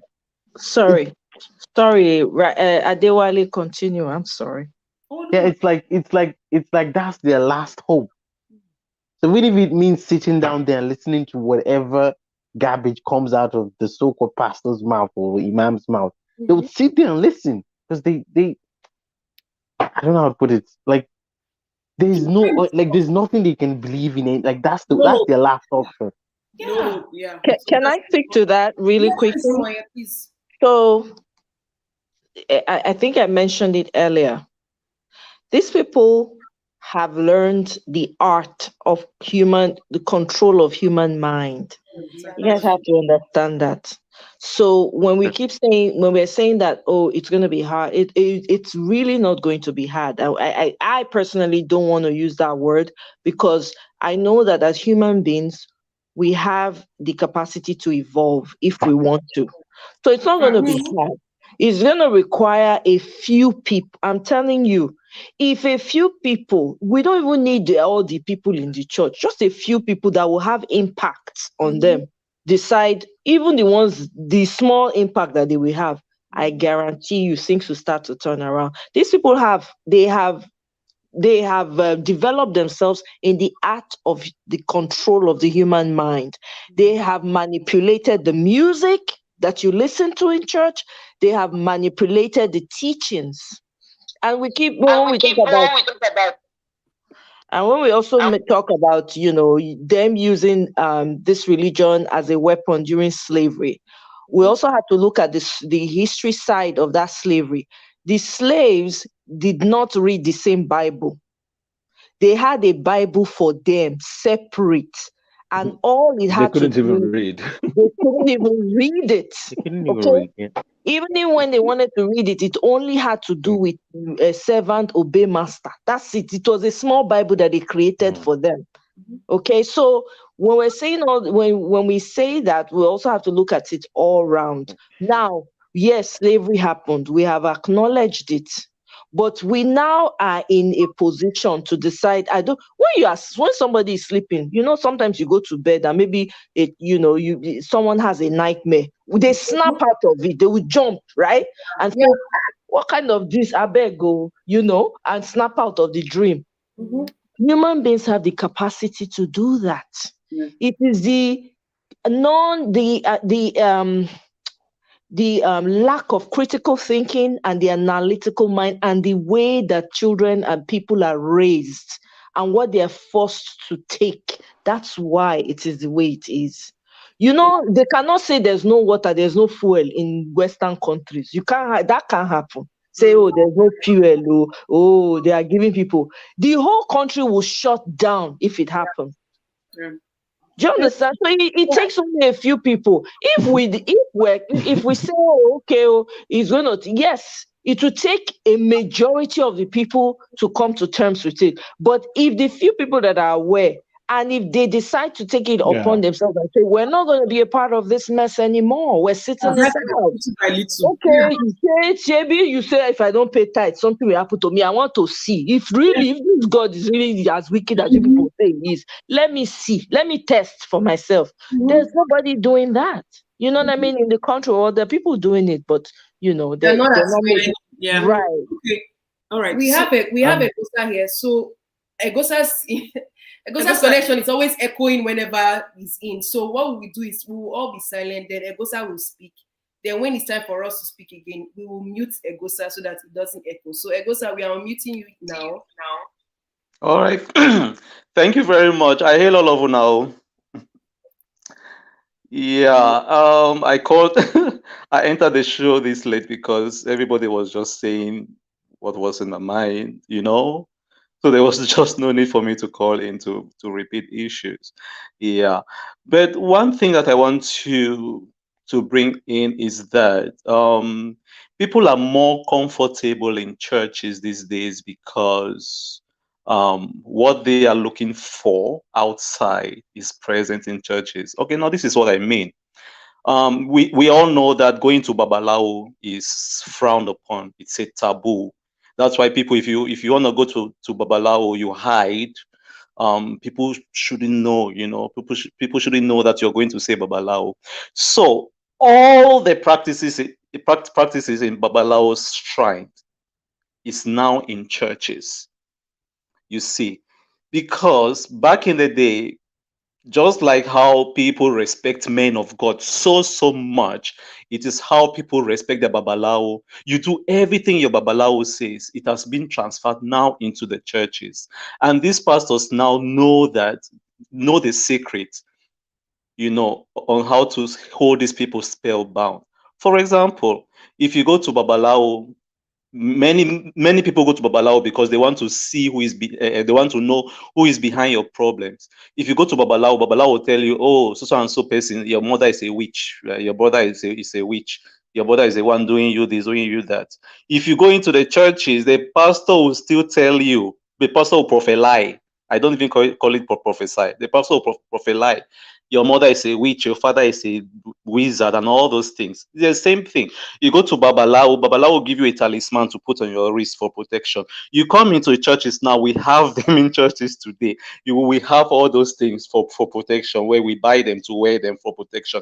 You go to Babalawo, Babalawo will give you something to rub on your body for protection. If you come into the churches, they give you anointed oil to rub in your body. You go to Babalawo, they give you something to put in your bath water. where you use to bath for protection. If you come into the church, the pastor will give you anointed water that include it into your water to bath. You go to church to Babalao, they'll give you something that when you're taking your bath, you'll be talking before taking your bath. You'll be talking to cast out all the people doing you so and so. If you go to see your pastor will give you something that if you're taking your shower, so all the practices that we have back in the days from a Babalao, we have everything in churches. So the church right now, without any fear or favor, the church right now is a modern witch doctor's house. That's how I see it. Anybody can dispute that, but that's how I see it, because we have all the practices that we have in Babalao, we have them in churches. So people are more comfortable in churches and they keep on enslaving themselves, because we all know that Babalao enslaved people, in churches today, that pastors have taken over in holding people spellbound. That's why even a married woman will do everything the pastor says while ignoring the husband. You see. So it is easy manipulation, because people are looking for solution and they don't ask questions. I don't just want to repeat a lot of things. People don't ask questions. And that's why I always say it without any fear, that we cannot be intelligent and smart by reading just one book all the days of our lives. The other book is the Bible. Anybody can beat me. I don't care. We cannot be intelligent and smart by reading just one book all the days of our lives. Even the smartphone we are using today, the TV and all those things. Those people who created those things did not have inspiration from the Bible. You see. So people need to reason things out of the box. I know it is hard work. It took me about, my personal story, please give me 1 minute more. It took me about 6 years. I was really far gone into this church thing, when I was in my early 20s, not too far, about 15 years ago or so. I was deeply far gone into these churches, these church practices where people are involved now in more church practices. You have to do this, don't do this, you do that and do that. People forget what the Bible says. So that's the thing. And even the Bible also is ancient. We are reading Jewish history, the Israelite history. Today, we are praying for God for protection. We are looking into that book for protection. While the Israel that Jesus was born, and I don't even know whether Jesus was born in Israel or is it Jerusalem or Bethlehem or whatsoever. They are being guarded by sophisticated security equipment today as we speak. But here, instead of protecting us, instead of us using our brain for protection, we are praying instead of going into action. Instead of swinging into action, we are praying. So, it's a total mess. It takes a lot of hard work for us to get out from this mess. On a serious note, we can do it. It takes one day at a time, one person at a time, but we can do it. Thank you very much. Thank you so much. Thank you so much, Egosa. We have to be doing the mute thing so that it doesn't echo. Yeah. So as you were talking, a lot of people were agreeing with what you're saying. Section, and this is the reason why we really like it when people click on the link and come on the platform. Your voice is very powerful. The live debates on YouTube, on our YouTube channel on Saturdays is not for us. It is for the Common Sense Squad. We strongly believe that every member of the Common Sense Squad, they have a lot of common sense to share and to offer. And there's power in your voice. Your voice travels very far. Never think that you are coming to repeat what somebody else has said. No, your voice is as powerful as the next person. Why some people will receive from one person, we have to have overdose of common sense, because there's overdose of the churches anyway. Exactly. And if you notice on our channel, those people that follow our channel and watch our videos, there are some parts of our life that we cut separately and we post them. There are reasons why we do that. Because the messages, people need to hear from your voices. So we're also encouraging people, people should never be afraid to click on the link and come in. Never think that you are going to repeat what somebody has. Your voice counts. Your voice is powerful. Repetition makes it stick anyways. That is why you see advertisement. Why are people leaking from? People Why are can we leaking ice sing cream in the winter. Indomie, and then Because it's repetition. So the more we have this common sense, the more we call into the live show, and then we dispense the common sense. You know that this is a no judgmental zone, but it's a zone of logical reason. Everybody disagrees to agree or not agree at all. Anybody who comes to watch it, they have what they will take out of it. So we are rounding up now, and we are appreciating everyone. So can we have like people have their takes, their final takes? So Toby, we will start with you since it's going in line. Oh, okay. I mean, yeah, great topic, guys. Everyone, I mean, obviously they've made amazing points. For me, my final take is very simple. I mean, just to reiterate what I've said before, I've always maintained that religion is a means to an end. It's not the end itself. You know, it's supposed to help you be a better person, you know, live a better life. So whatever the rules and regulations are, it's not, you're not supposed to marry those rules, but instead take those rules if you can, and just be a better human being. When people read the Bible, they forget that even when Moses instituted the law on tithing, it was purely from an economic standpoint. It was a tax system because he needed money to run the small economy of the nation that was burgeoning at the time. So that was why he instituted the law of tithing. It wasn't like God spoke to you, oh, my son Moses, I give you a commandment. But now today we are seeing is that, oh, if I don't give my tithe, God was, that's funny, real quick. The other day I was talking to a friend, because in their church, the pastor tells them, if you don't pay your tithe, you're going to have a flat tire. So when you have that flat tire, remember, it was the tithe that you were supposed to give that you didn't give, that's what you're going to go spend to fix that tire. I say, so over here in America, when I'm driving, I have an insurance policy. Sometimes you can have a policy that have roadside assistance, or you can have AAA that you can call, 24 hours of the day. I've been stuck on the mountains here in Southern California, and they came and rescued me. He was in the snow.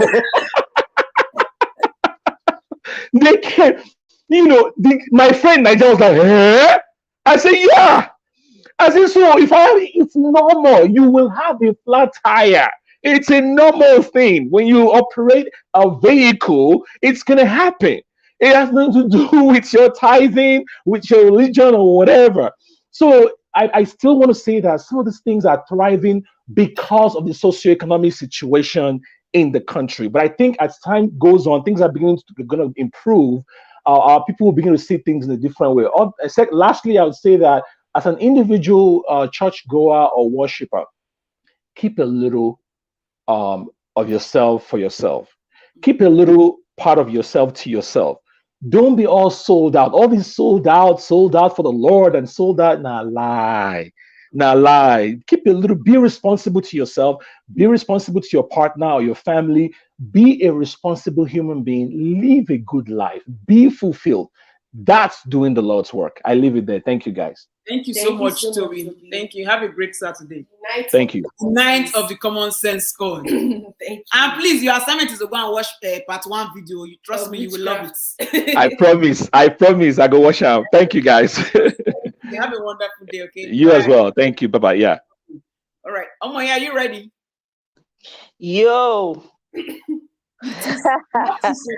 You're also from California too, just like Toby. Man, yeah, that was a brilliant summation by Batobi. I have to give him doff my hat for him for that brilliant summation.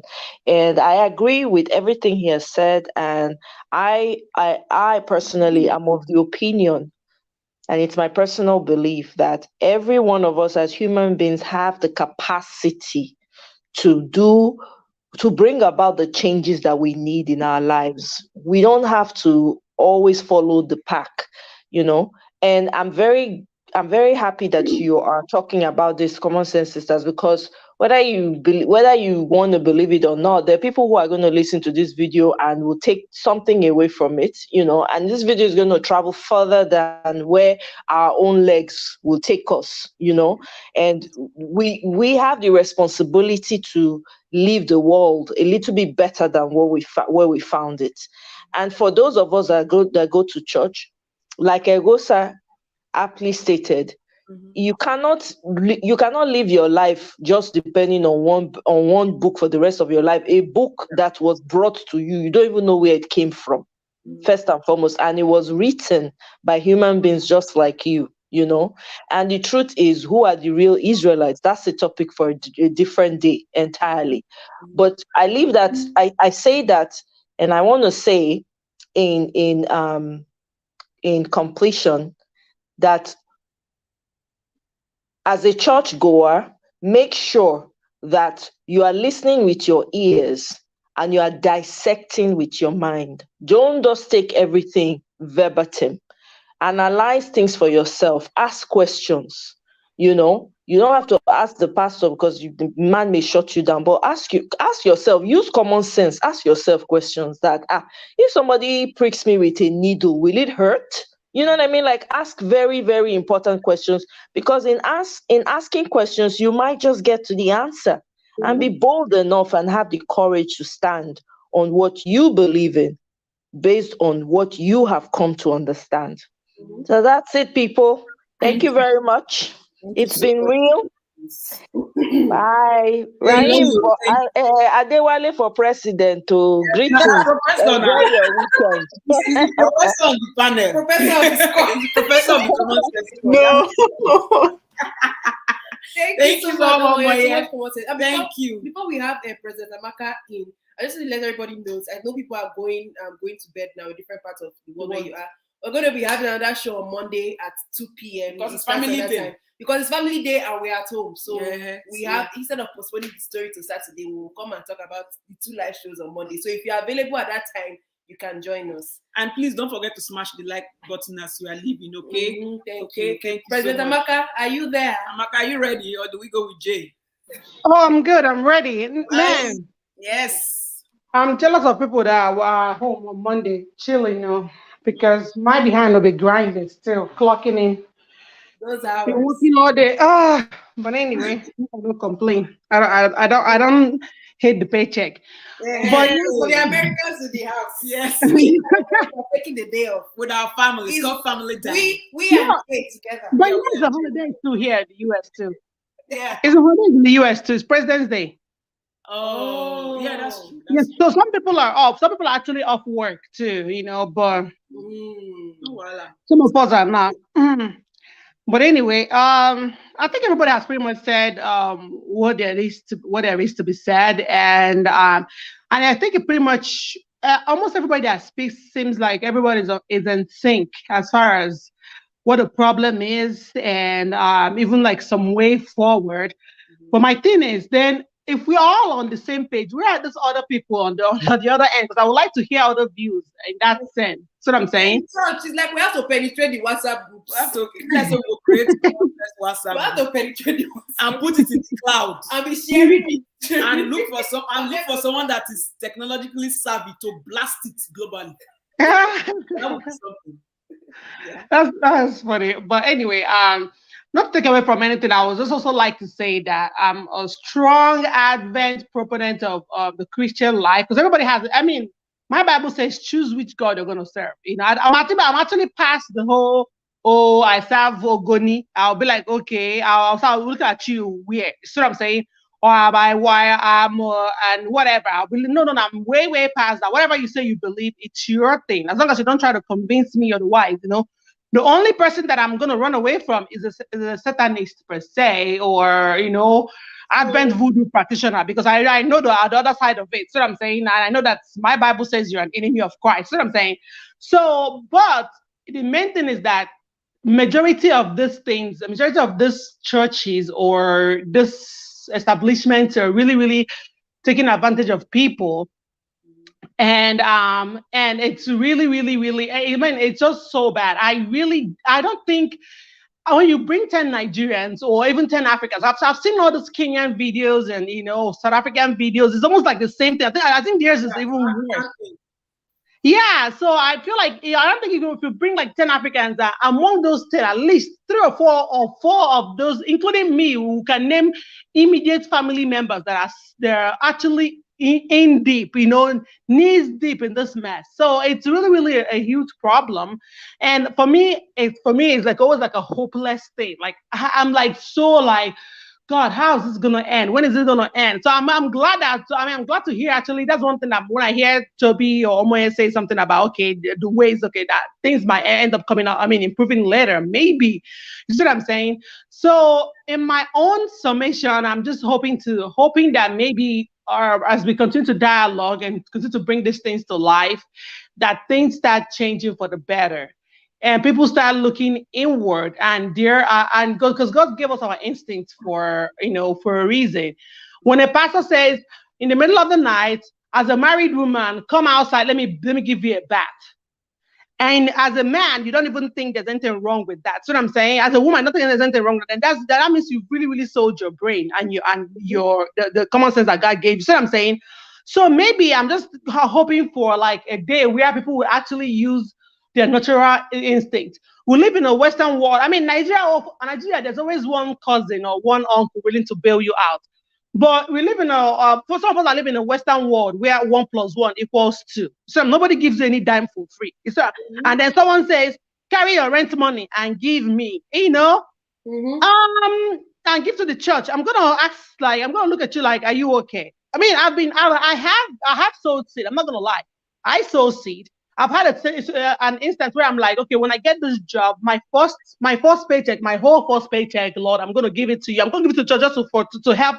We were having a building project. I said, and I did it, but I didn't do it because I didn't do it in the sense of, oh, I don't have any other place where the money is gonna come from, or I actually needed that money for it. It's because I could do it. So what I'm saying, So maybe I'm just looking forward to that day where we all find, because again, I think all this bad news, all this thing that is, all this craziness popping up and down is taken away from the true worship of Christ.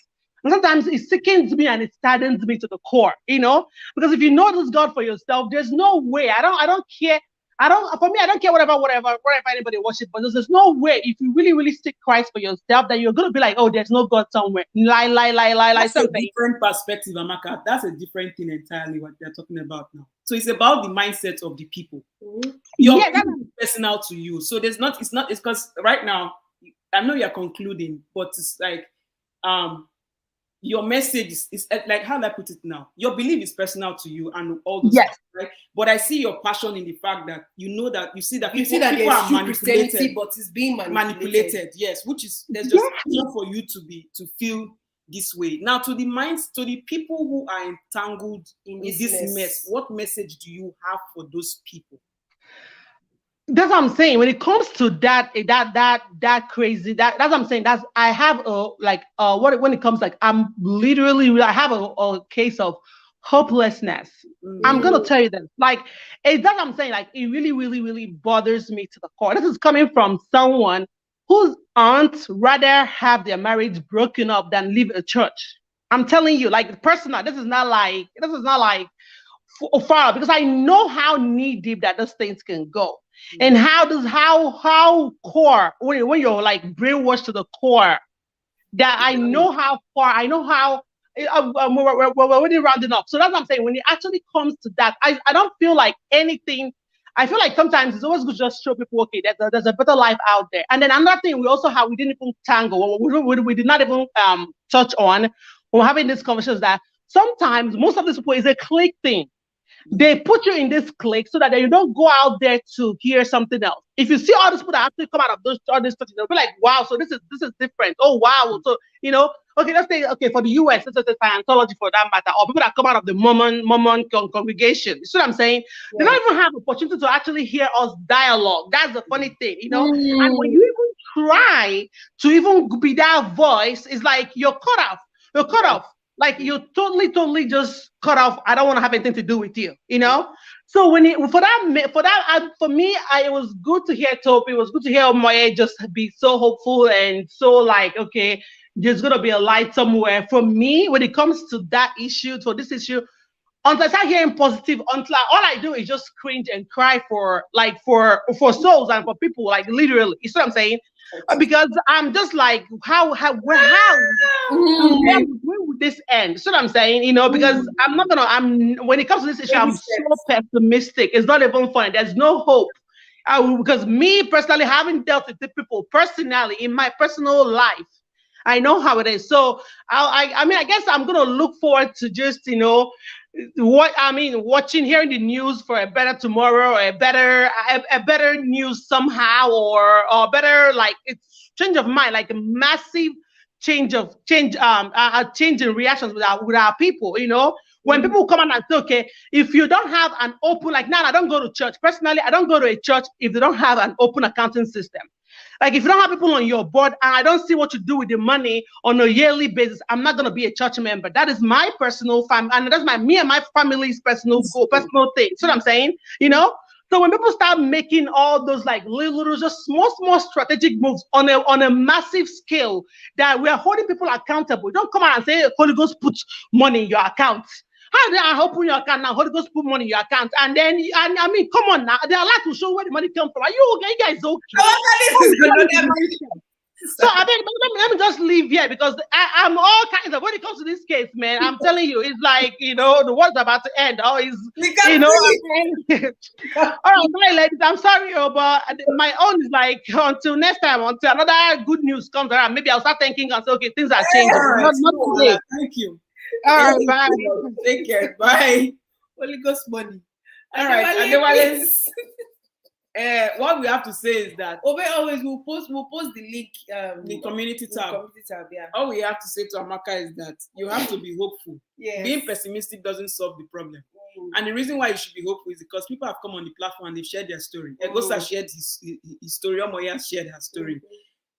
Sometimes things happen personally in our life that to make us feel like we're losing hope. The world is more than what is going on personally with you. There are really people that are mentally emancipating themselves every day. So sis, don't worry, be hopeful, eh? But I wish this passion came in the middle, but she was absorbing everything. Adewale, let us know your final thoughts. Looking at history, like looking at how the Western world has changed, I believe that economic growth in Africa, or in Nigeria particularly, would lift people's mind and make them more realistic and practical as to how they handle religion. So my prayer is that we begin to have leaders who actually care about the people and not their pockets, and they have vision for the country. Because when people have, like, water to drink, food to eat, like the roads are safe, they wouldn't have to pray for food, water, or shelter. They wouldn't have to pray that when they get home there would be electricity at home. They wouldn't believe that a flat tire is because they didn't pay their tithe. Like, because it wouldn't really make sense. Because I think that's one of the reasons that made, like, the Western world move from that super religious society to the way it is now, is because they still had people who thought critically. They had critical thinkers as well. They had philosophers who were inquisitive about the world, and with that inquisition came, innovation and technology, and then the society got better and better and better and better. So I think one disadvantage our society has is our culture, the culture that does not allow us to think critically. We are not allowed to question our elders. We're not allowed to question the way the society is run or is run. And is it run? Doesn't matter. Yeah. Like how the society is run. Like, because that's why, like, we have leaders, the kind of leaders we have now. Because I always say this: the leaders we have in Nigeria are also Nigerians. They come from society. So it's a question of, is it the egg that comes first or the chicken that comes first? So we're not really sure, is it the leaders or the people? Because the leaders are, the leaders are from the people, and the people make the leaders. So I don't know. So it's like, I know that there are certain groups of people in Nigeria who think just like us, who think just like us. If you go on Twitter, you'd find so many Nigerian atheists. Well, that's really extreme, but I'm just saying. I'm just saying there's Oh, there's yes. a certain group of them like that. Although I don't agree with everything they say because they're on the extreme side of the spectrum. But it's like sometimes when they begin to question some of these things, these religious leaders say, I have hope in the country. So because with economic growth and advancement, things would begin to change. But the problem is how fast that would come and when it would arrive. Because right now Nigeria is not growing, it's not reducing, it's kind of stagnant, while the rest of the world is growing. So that's my hope. That's really my hope. And I was really positive when this whole crypto thing came. Like, the people who were doing like internet fraud, they kind of diverted their energy into the crypto thing. And Nigeria was one of the largest and the biggest countries in the world that knew how to handle crypto even better than a lot of these Western countries. And then Brilliant minds. our leaders, village people attacked. And they closed They blocked the whole thing. They And blocked those beautiful young minds went back to internet fraud. Yeah. So I don't know, because while those young boys were doing this crypto thing, they won't have time to be going to church from Monday to Sunday. They'll do crypto from Monday to Saturday, and on Sunday they'll be grateful to God that they made money. But I don't know. And for me, I also think like some of these religious leaders they're just politicians in suits. We have one as vice president. Exactly. Exactly. They're just politicians in suits, because if you look at how they move and how they roll, it's just like the politicians. A lot of them have like expensive cars, and they They're not using anointed oil to protect themselves. They're not. They have expensive cars, expensive houses, and all that stuff. It's the same way the politicians do. So the politicians also go to the churches when it's like around the season. Now you're gonna start seeing a lot of them going to all these churches, because they are all in the same. Forget that we're supposed to vote for president, and presidents are not anointed. And they've acted this in Hollywood movie, the King of Boys series. Everything is there. Of course, everything is there. Everything is there. So I just don't know where that intervention was going to come from. But like baby steps. It's literally, I know it's going to be a gradual process, because sometimes, like, when I think about Nigeria and I think of the potential that country has, if Nigeria should get to where it's supposed to be, we would be would have a seat in the G7 table for others. We'll create a table in, like, we'll have, because like sometimes I go to I go on the internet and you just see someone just post, okay, I need a graphic designer, and you see about 1,000 people. Yeah, very good. And they're very good. Yes. They're very good. They're not the average graphic designer, but they're very good. And all this talent and everything is wasted. And I don't know, man. Sometimes when I think about Nigeria, I don't know. I think my blood pressure just goes up. But it's because it's your country and they love it. It's just like when I think about our country and I think of the potential it has. I don't know, man. Anyways, I hope things would change, because I think that's the only way people can be liberated from this religious stupidity that's going on. Yeah, because I mean, those people, like, some people always kind of like say, why are these people going there? But I kind of understand them. I mean, a friend of mine on his WhatsApp status posted his status, and the guy was actually an apostle in Nigeria. Like, you need to see how this guy was back then. I was like, guy, you be pastor. It was like, yeah, that time, they find documents. I wanted to laugh. I couldn't laugh, but I was like, well, it's not surprising. It's not surprising, because back then, all he wanted was a better life, and now he has it now, and his relationship with God is a bit different now. It's not so it's not so rigid. It's not a trade by barter. Exactly. A slave master relationship. It's not like a business transaction anymore. So that's all I wanted to say. It's just sad. It's just sad, but I know it's a gradual process. Things are going to change gradually. So that's all I want to say. And thank you for having me. Thank you so much, Professor. We're glad that you came in today. I'm not impressed. Well, Or the common sense squad. Or the common sense squad. You are our professor, so whether you like, we asked you the first time whether are you okay with it, you said no. So now we are going to call you professor. And stop saying because stop saying you are not. You know, very important. So stop saying that you are not. You are the professor of the common sense squad. If anybody has any questions, if they have questions on how they should come and watch the video and know why. Okay. From other channels, people are calling you what they call president. It's your wisdom and your mindset. That's why people gravitate towards all those things. You're thinking on your mind. So we appreciate you. Yes. We do. Thank you for having me. Thank you so much. Bye. Bye. You have heard. Many people have gone to sleep. Our European audience. We thank you all. Thank you, people.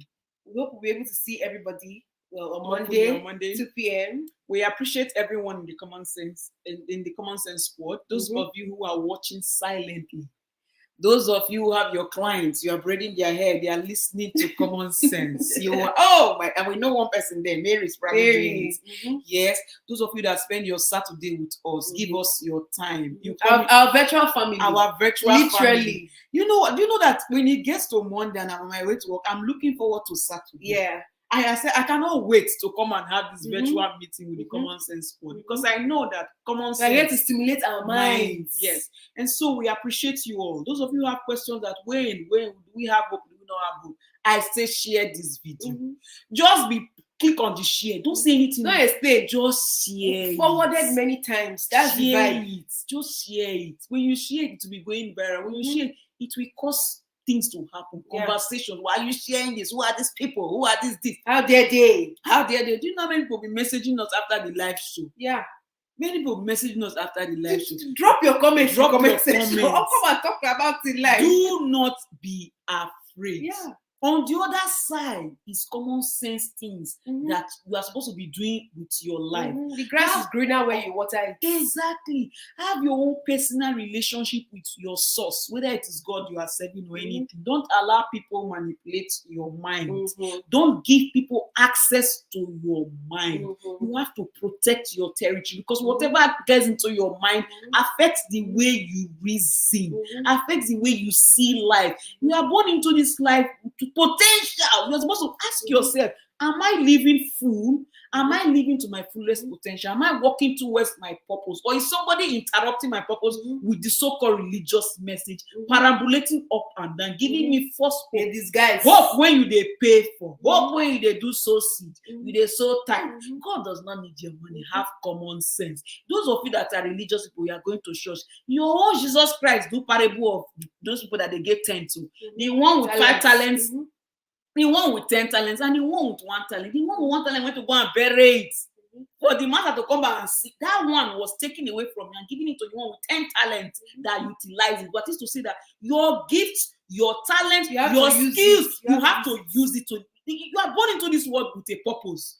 If you don't use all those skills and all those purposes that you are born into this world, you are cheating on the world. You are cheating on the world. So ask yourself, take a break. Omoye came here and said, take a break. And Sunday, I'm not going to church. And who wants to happen? Wait, sky. Pandemic came and told you that. Thank you. Pandemic came. The world, 2020 happened and the world stopped. Yes. So be thinking, don't be afraid. We know some people go they feel hey, something will happen to me. Any person that is causing your peace, block them on the platform. On the space. Just block them on the cyberspace. Hit the block button. Because if it's going to disrupt your peace, you do not want it. Please. Those are my comments for today. I don't have any additional comments other than to thank everybody for coming in, to the people who spoke and to everybody who's listening. Thank you so much.